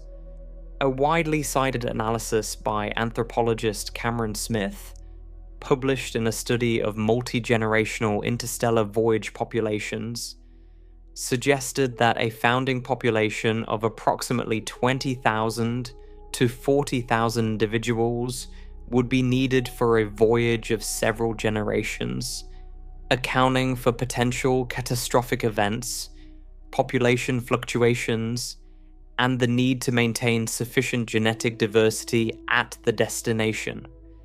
Smaller populations are viable only if reproduction is carefully managed, pairing individuals to maximize genetic diversity, and maintaining frozen genetic material. Sperm, egg cells, or embryos from a broader donor base to supplement the living population's gene pool across centuries. Without such management, a population of a few thousand would experience measurable genetic drift within a handful of generations. Certain genetic variants would become unusually common, others would vanish. The population's genetic profile would diverge from the founding population's profile, and from the profiles of other isolated populations in different habitats. Over 1,000 years, this drift would produce a population that is genetically distinguishable from Earth humans, not because of any dramatic mutation, but through the slow statistical reshuffling of existing human genetic variation in a small, closed group. And here is where the full picture starts to come into focus. Because the genetic drift would be different in every habitat. A Mars colony of 5,000 people would drift differently from an orbital habitat of 10,000. A generation ship of 4,000 would drift differently from both. Each population starts with a different genetic sample from Earth's total human diversity. Each experiences different selection pressures based on its specific environment. Each undergoes different random drift events based on the luck of who has children and how many. After 1,000 years, these populations would not just be culturally different, they would be biologically different, not dramatically, not in the sense of having different numbers of limbs or different organ systems, but in the measurable, statistical, population genetic sense. Different frequencies of blood types, enzyme variants, immune system genes, metabolic traits, physical characteristics. The same kind of differences that distinguish human populations on Earth that were geographically separated for tens of thousands of years, except condensed into a shorter time frame by smaller population sizes and more intense environmental pressures. Different gravity environments would select for different body types, favoring lighter, more gracile builds in low gravity, and potentially more robust builds in habitats with full artificial gravity and heavy physical labor demands. Different radiation environments would favor individuals with more effective DNA repair mechanisms. Different atmospheric compositions, different pathogen landscapes, different dietary constraints, all would apply their own subtle selective pressures, nudging each population in slightly different directions across the generations.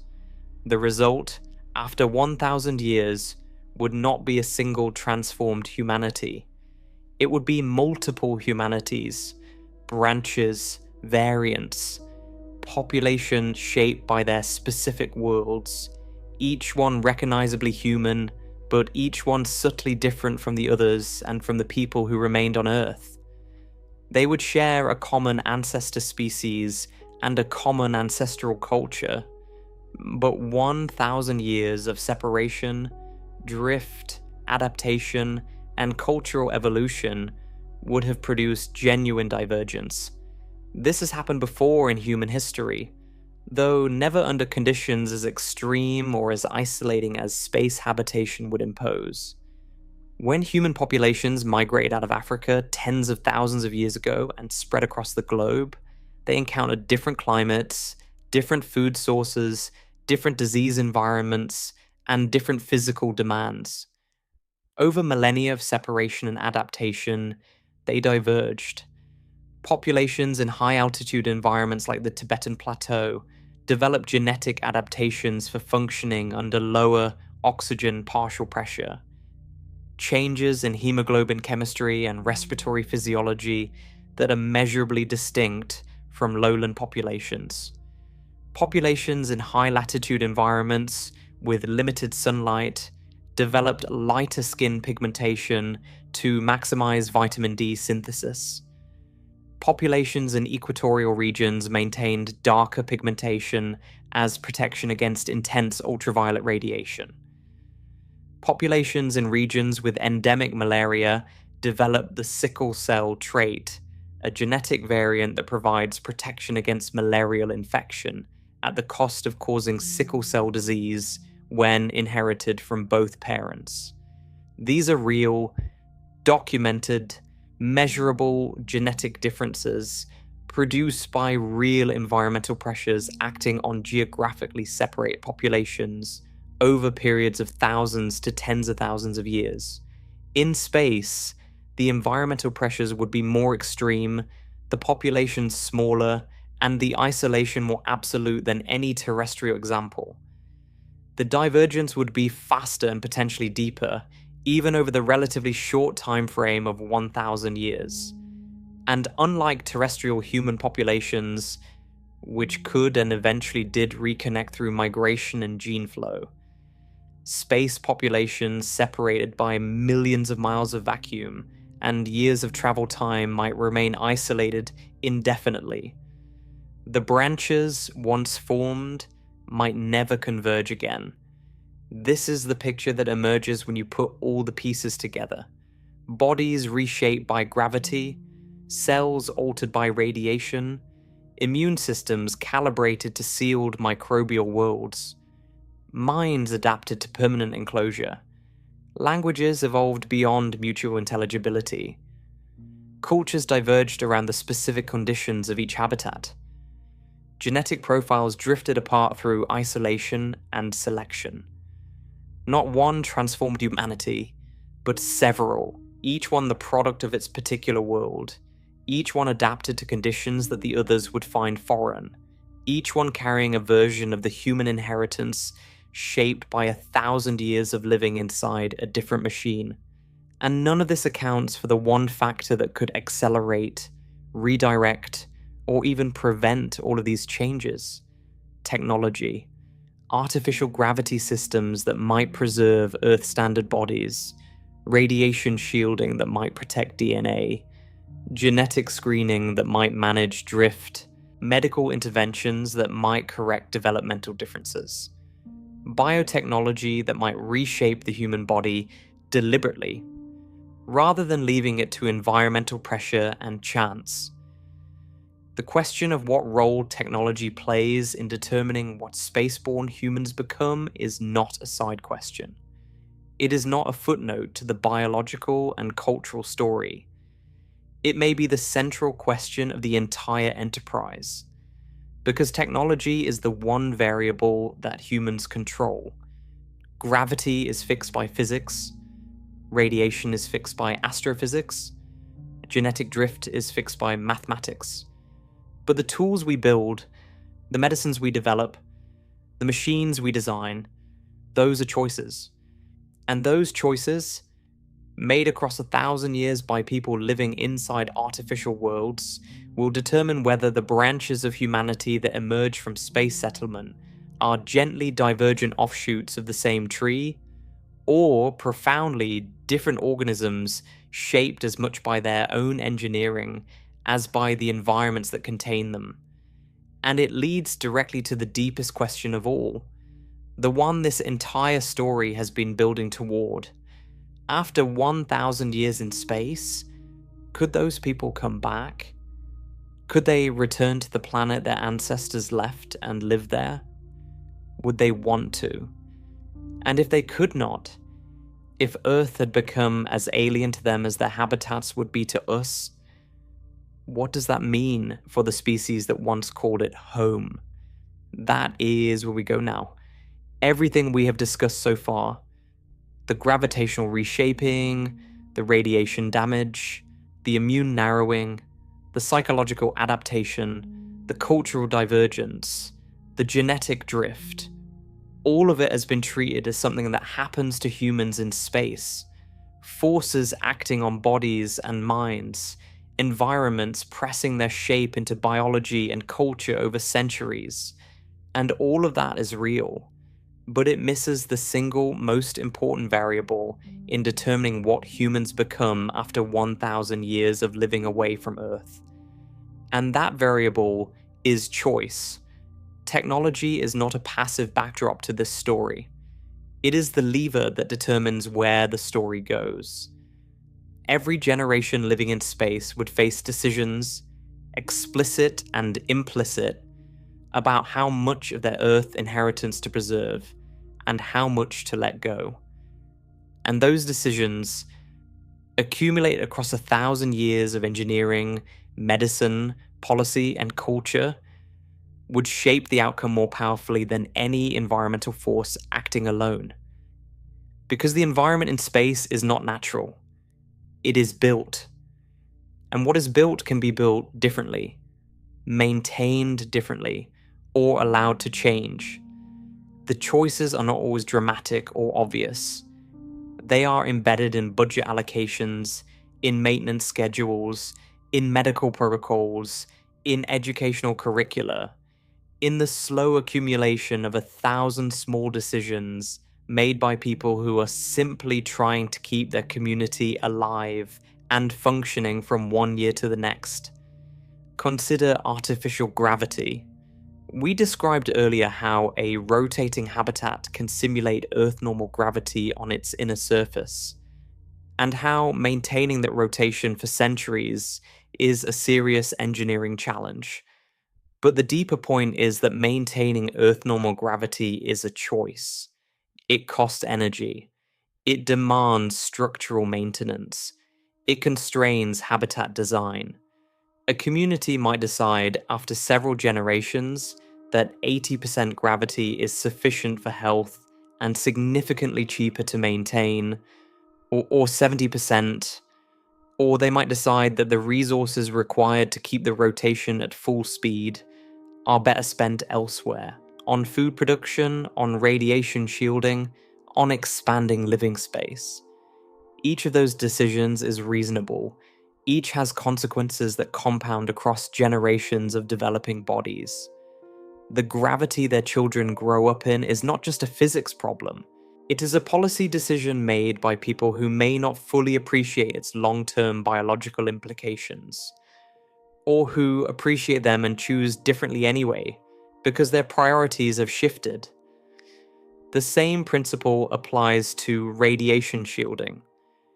Building heavier shielding reduces radiation exposure, but increases habitat mass, construction cost, and maintenance burden. A community might accept a moderately elevated radiation dose rather than commit the resources needed for maximum shielding. That decision might be entirely rational given their resource constraints. It might also mean that their descendants, 40 generations later, carry a slightly different mutational burden than they would have under heavier shielding. The decision was about resource allocation, not mutation rates, but the biological consequence follows regardless of the intent. Genetic screening and reproductive technology represent an even more direct form of choice. A space community with advanced genetic screening could, in principle, identify embryos carrying radiation-induced mutations or deleterious recessive alleles and select against them. This would slow the accumulation of harmful mutations and maintain genetic health across generations. It would also mean that reproduction is no longer a purely private matter, but a community-managed process with significant implications for reproductive autonomy. Some communities might embrace this as a survival necessity. Others might reject it as an unacceptable intrusion into the most personal of human decisions. The choice would shape not just the genetic trajectory of the population, but its political character, its values, its sense of what rights matter most. Biotechnology pushes the question even further. Gene therapy, germline editing, synthetic biology, these are technologies that exist in early forms today and would very likely become more powerful over the centuries of a space habitation scenario. A community with access to advanced genetic engineering could, in theory, modify its population deliberately, not waiting for natural selection or developmental adaptation, but actively editing the genome to improve radiation resistance, enhance bone density under low gravity, optimize cardiovascular function for altered gravitational loads, or adjust immune parameters for a sealed microbial environment. This is where the story stops being about what space does to humans and becomes about what humans do to themselves. Because deliberate genetic modification is not adaptation. It is design. It is a community deciding what kind of bodies its children should have, based on what works best in their specific environment. And once that process begins, the divergence from Earth humanity is no longer accidental. It is intentional. It is a choice to become something different, made not by evolutionary pressure, but by committee, or by consensus, or by whatever governance structure the community has developed over its centuries of isolation. Consider what this could look like concretely after several centuries of compounding decisions. A habitat with limited shielding might begin in its third or fourth generation by screening embryos for variants associated with more efficient DNA repair, a reasonable medical choice that reduces cancer risk.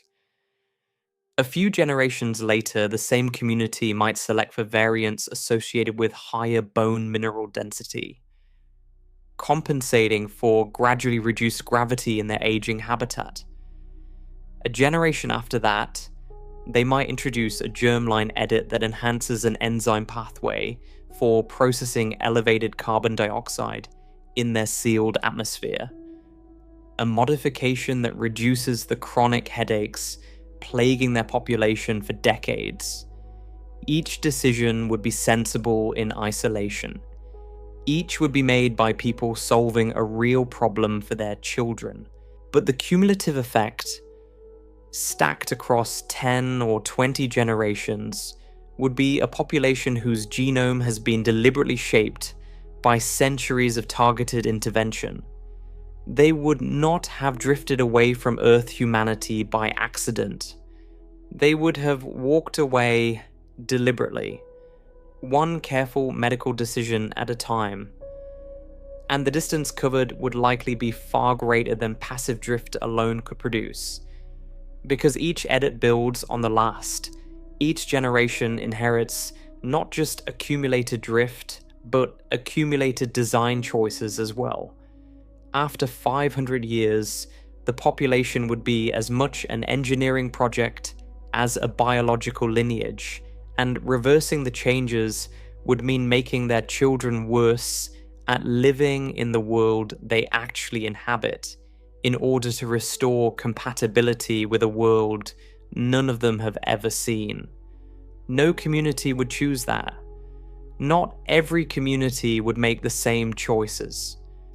A habitat committed to preserving Earth-standard human biology at all costs might maintain full artificial gravity, maximum radiation shielding, and strict genetic conservation programs, investing enormous resources into keeping its population as biologically close to the founding generation as possible.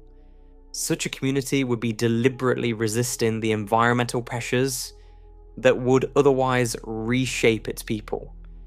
It could work, at least partially, for centuries, but it would be expensive, socially demanding, and it would require a cultural commitment to Earth-standard humanity that might weaken over generations as the living population's connection to Earth becomes increasingly abstract. Another habitat, facing different resource constraints or holding different values, might take the opposite approach. Rather than fighting the environment, it might embrace adaptation, reduce gravity to save energy, and accept the skeletal changes that follow. Relax genetic screening and let the population drift naturally. Invest in biotechnology that optimizes bodies for the habitat rather than preserving compatibility with a planet nobody alive has ever visited.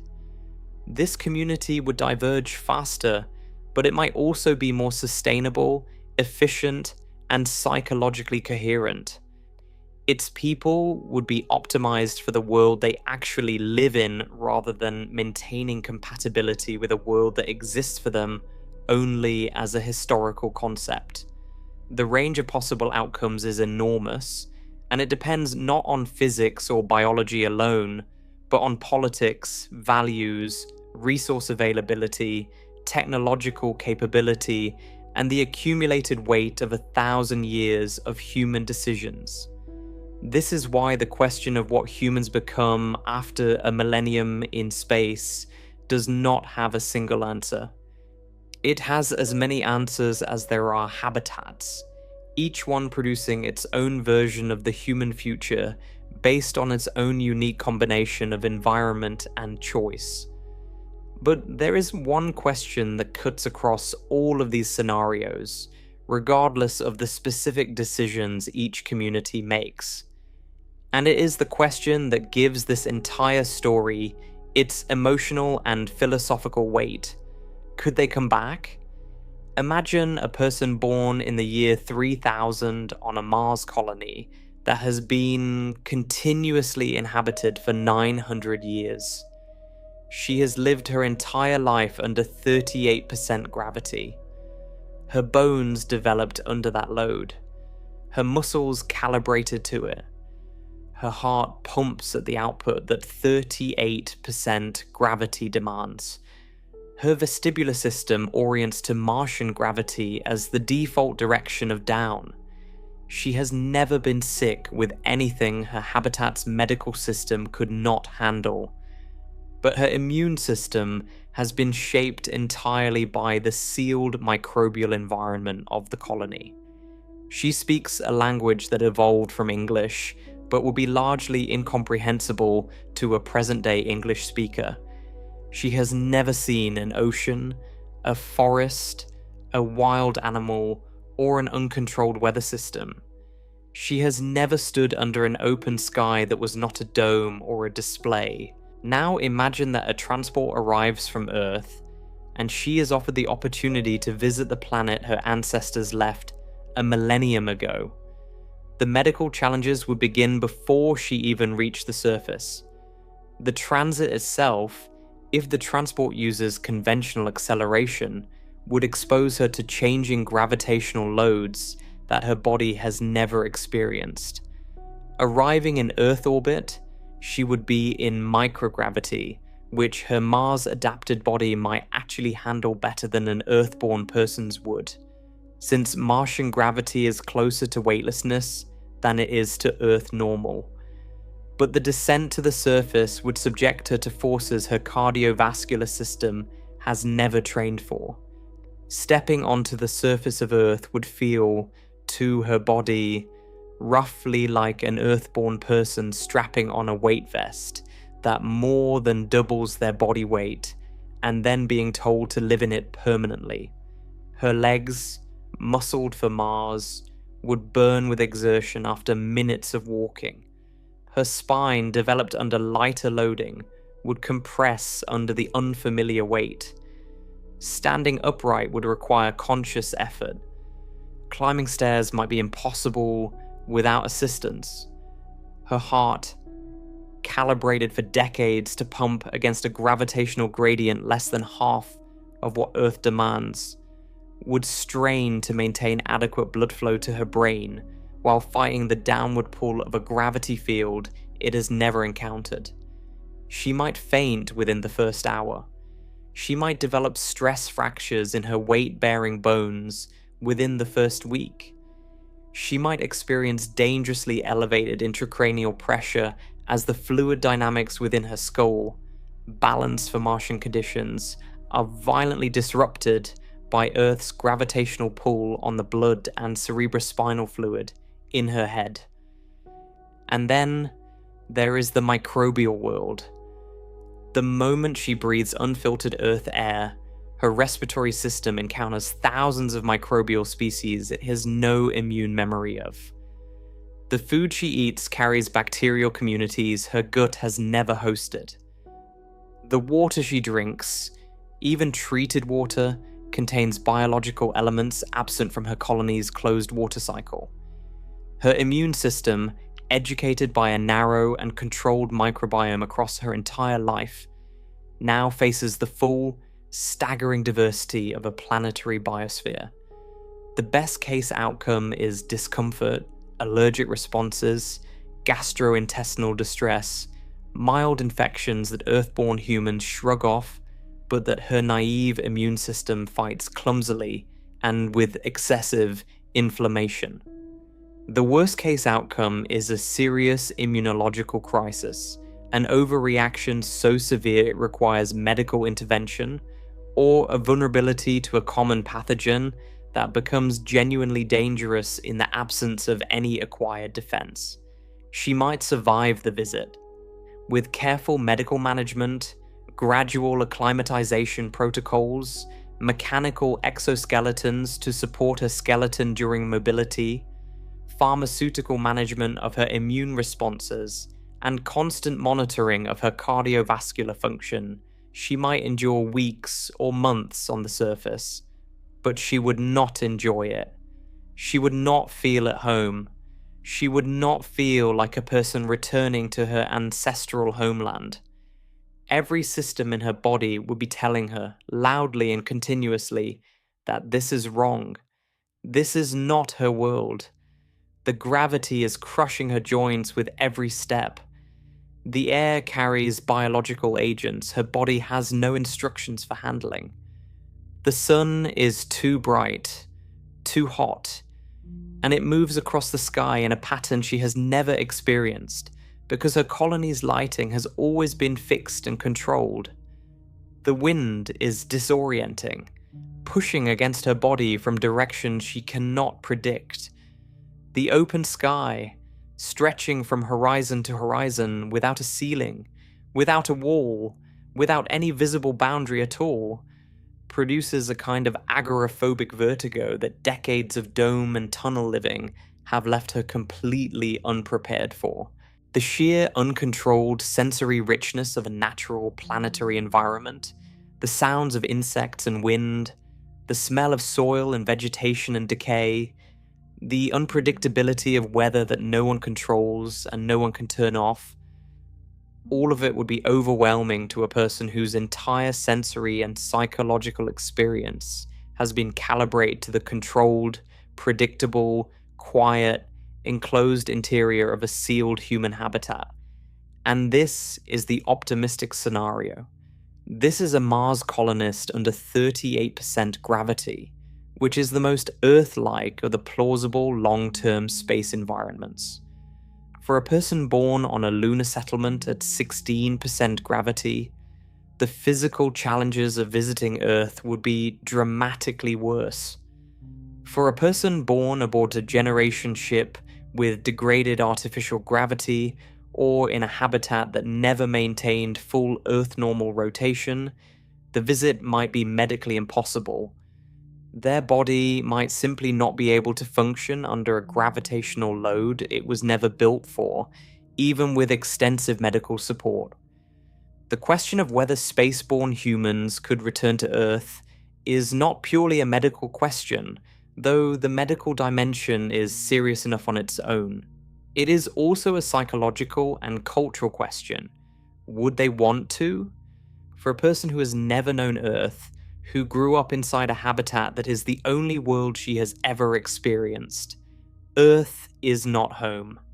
It is a historical place, a planet her ancestors left for reasons that may have become mythologized or simplified or reinterpreted across the centuries since departure. Earth is the place in the old stories, the place in the archive recordings that show blue skies and green forests and vast oceans. It might be beautiful in concept. It might be fascinating as an intellectual subject, but it is not hers. Her home is the habitat. Her community is the people she grew up with. Her culture, her language, her rituals, her sense of how the world works, all of it was formed inside the walls of a structure that would fit inside a single neighborhood of any Earth city. Asking her to relocate to Earth permanently would be like asking a person who has lived their entire life in a small mountain village to relocate permanently to the floor of the ocean. Not just difficult, alien, incomprehensible as a way of life. The environment is wrong, the social world is wrong, the scale is wrong. Everything she knows about how to live, how to navigate, how to relate to the physical world around her is calibrated to a place that is not Earth. Earth, to her, is not the motherland. It is a foreign planet. This reversal is the quiet core of the entire story. Humanity did not evolve on Earth by choice. We evolved there because that is where the conditions happened to produce us. Earth's gravity shaped our bones. Earth's atmosphere shaped our lungs. Earth's microbial world shaped our immune systems. Earth's light shaped our eyes. Earth's day-night cycle shaped our circadian rhythms. We are, in every measurable biological sense, products of this specific planet. Earth is not just where we live, it is what we are built for. But living in space for 1,000 years would uncouple that relationship. Slowly, incrementally, through the accumulation of developmental adaptations, environmental pressures, medical decisions, technological choices, cultural drift, and genetic change, the deep bond between the human body and the planet that shaped it would loosen. not break entirely. The genome would still be recognizably human. The species designation would still apply. A spaceborne person and an Earthborn person could almost certainly still have children together if they met. Though the pregnancy might need to occur in a compromised gravity environment to accommodate both parents' physiologies, they would share a common ancestor species, a common biological architecture, a common evolutionary history stretching back millions of years. But the lived reality of their bodies, their health, their capabilities, their vulnerabilities, their sensory calibrations, their psychological expectations about what a normal world looks and feels like, these would be profoundly different. Not different in the way that a French person differs from a Japanese person, which is to say, culturally distinct but biologically negligible. Different in ways that are physiologically significant. Different enough that one person's home environment is the other person's medical emergency. This is what it means to say that leaving Earth long term does not just move humanity. It changes what humanity is, not through some dramatic speciation event, not through science fiction transformation into aliens or cyborgs, through the ordinary, well understood, entirely predictable processes of development, adaptation, drift, and choice operating across a time frame long enough to produce real and significant divergence. The science does not tell us this will definitely happen in exactly 1,000 years. It tells us these are the processes that would be at work, and that their cumulative effect over that timescale, depending on habitat design, population size, technological choices, and sheer chance, could range from modest divergence to profound transformation. The uncertainty is real, but the direction of the evidence is consistent. Bodies adapt to their environments. Immune systems calibrate their microbial worlds. Cultures evolve in isolation. Genes drift in small populations. And technology allows communities to accelerate, redirect, or deepen all of these processes based on choices that no one on Earth today can predict or control. The deepest implication of all of this is not a prediction about what space humans would look like or how their bodies would differ from ours. The deepest implication is about identity, about belonging, about what the word home means when it no longer refers to the planet that built you. For every human being alive today, and for every human being who has ever lived, Earth is the reference point. It is the default. The gravity we call normal is Earth's gravity. The air we call breathable is Earth's atmospheric mixture. The microbial world we call natural is Earth's biosphere. The sky we call real is Earth's sky. Every standard we use to define what a healthy, normal, well-functioning human body should be is derived from Earth conditions. We do not think of these as Earth standards. We think of them as human standards, but they are the same thing. They have been the same thing for the entire history of our species, because we have never lived anywhere else long enough for the distinction to matter. 1,000 years of space habitation would force that distinction into the open. Earth standards and human standards would no longer be identical. A person born on Mars whose bones are thinner than an Earth-born person's bones is not unhealthy. She is healthy for Mars.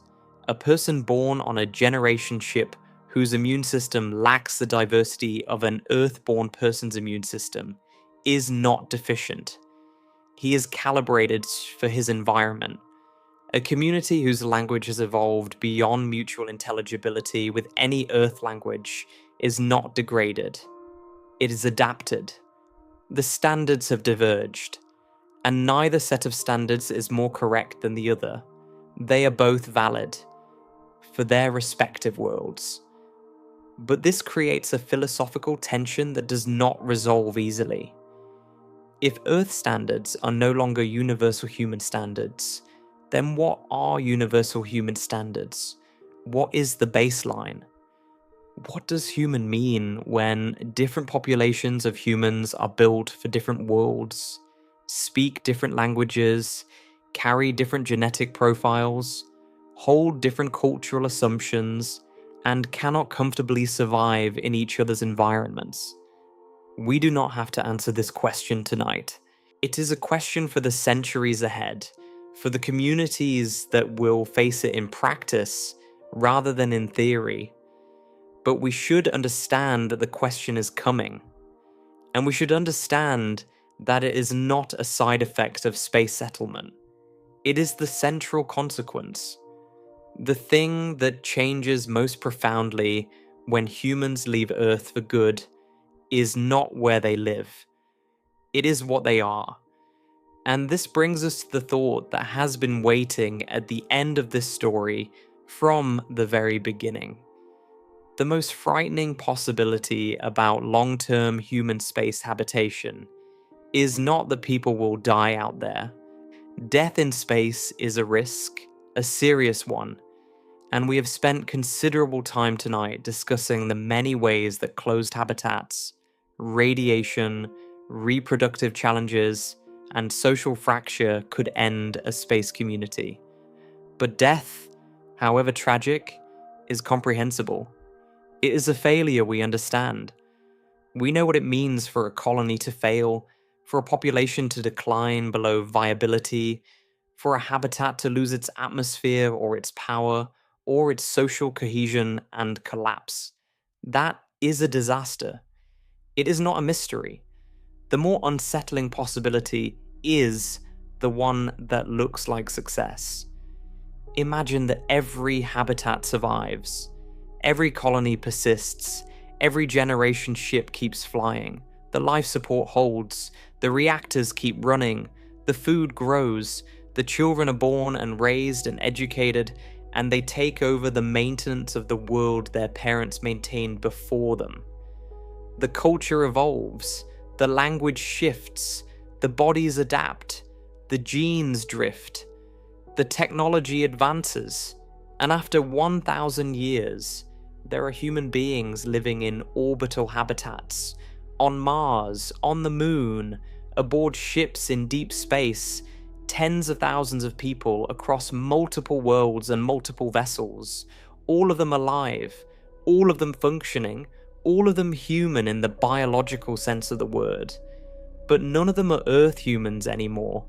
Not in the way that matters for coming home. Their bones would struggle under Earth gravity or fail entirely. Their immune systems would react dangerously to Earth's microbial richness. Their eyes, calibrated to artificial lighting and sealed spaces, would be overwhelmed by the sensory chaos of a natural world. Their cardiovascular systems would strain against a gravitational load they were never built to handle. Their languages would be unintelligible to Earth speakers.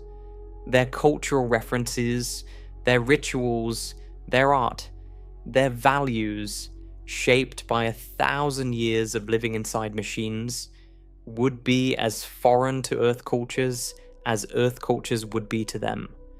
They would be human. They would be alive. They would be, by their own standards, thriving. And they would be unable to come home. Not because Earth rejected them, not because some barrier was erected, but because home, the planet that built the species they descended from, would no longer fit their bodies, their minds, or their sense of what the world is supposed to be. Earth would feel like a hostile alien planet to the very people whose ancestors were born there. That is the transformation, not a catastrophe, not an extinction, a drift, a slow, steady, generation by generation uncoupling from the planet that made us. Not because anyone planned it, not because anyone wanted it, But because biology does what biology does, it adapts to the world it is given. And when the world it is given is not Earth, the adaptation moves in a direction that makes Earth less home with every passing generation. After 1,000 years, the question would no longer be whether humans can leave Earth. We already know the answer to that. We have left it briefly many times. We know how to build the ships. We are learning how to build the habitats. The engineering is hard, but it is not impossible. The question, after 1,000 years, would be whether the descendants of the people who left could ever truly come back. Whether the planet that shaped their species would still be a place their bodies could inhabit, their minds could comprehend, their hearts could recognize as theirs. And the answer, based on everything we know about gravity, radiation, immunity, development, culture, language, genetics, and the long, slow work of adaptation, is that it might not be. Not because something went wrong, because everything went right, because the human species did what it has always done. It survived. It adapted. It became what its environment required it to become. The tragedy, if you can call it that, is that becoming what space requires may mean unbecoming what Earth made. And that transformation, once it is complete, may not be something anyone can undo. We began tonight with a child born 1,000 years from now inside a rotating cylinder, orbiting a distant star. A child with thinner bones, a differently shaped heart, an immune system calibrated to a sealed world, a language you would not understand, a culture you would not recognize, a body that Earth's gravity might break. She is human. She carries the same genome, or nearly so, that you carry. She is your descendant, separated from you by 40 generations and a gulf of environmental experience so vast that neither of you could comfortably survive in the other's world. She has never seen the sky you see every night. She has never breathed the air you are breathing right now. She has never felt the pull of the gravity that holds you in your seat at this moment. And if she tried to experience any of those things, they might injure her. And the question this story leaves us with is not whether she will exist. Given enough time, enough ambition, and enough engineering, she almost certainly will. The question is what it means that she exists. What it means that leaving Earth did not simply transport humanity to a new address, but began the slow, irreversible process of turning humanity into something new. Something adapted to worlds we built rather than the world that built us. After 1,000 years in space, the question is no longer whether humans can leave Earth. It is whether their descendants could ever truly come back. Good night.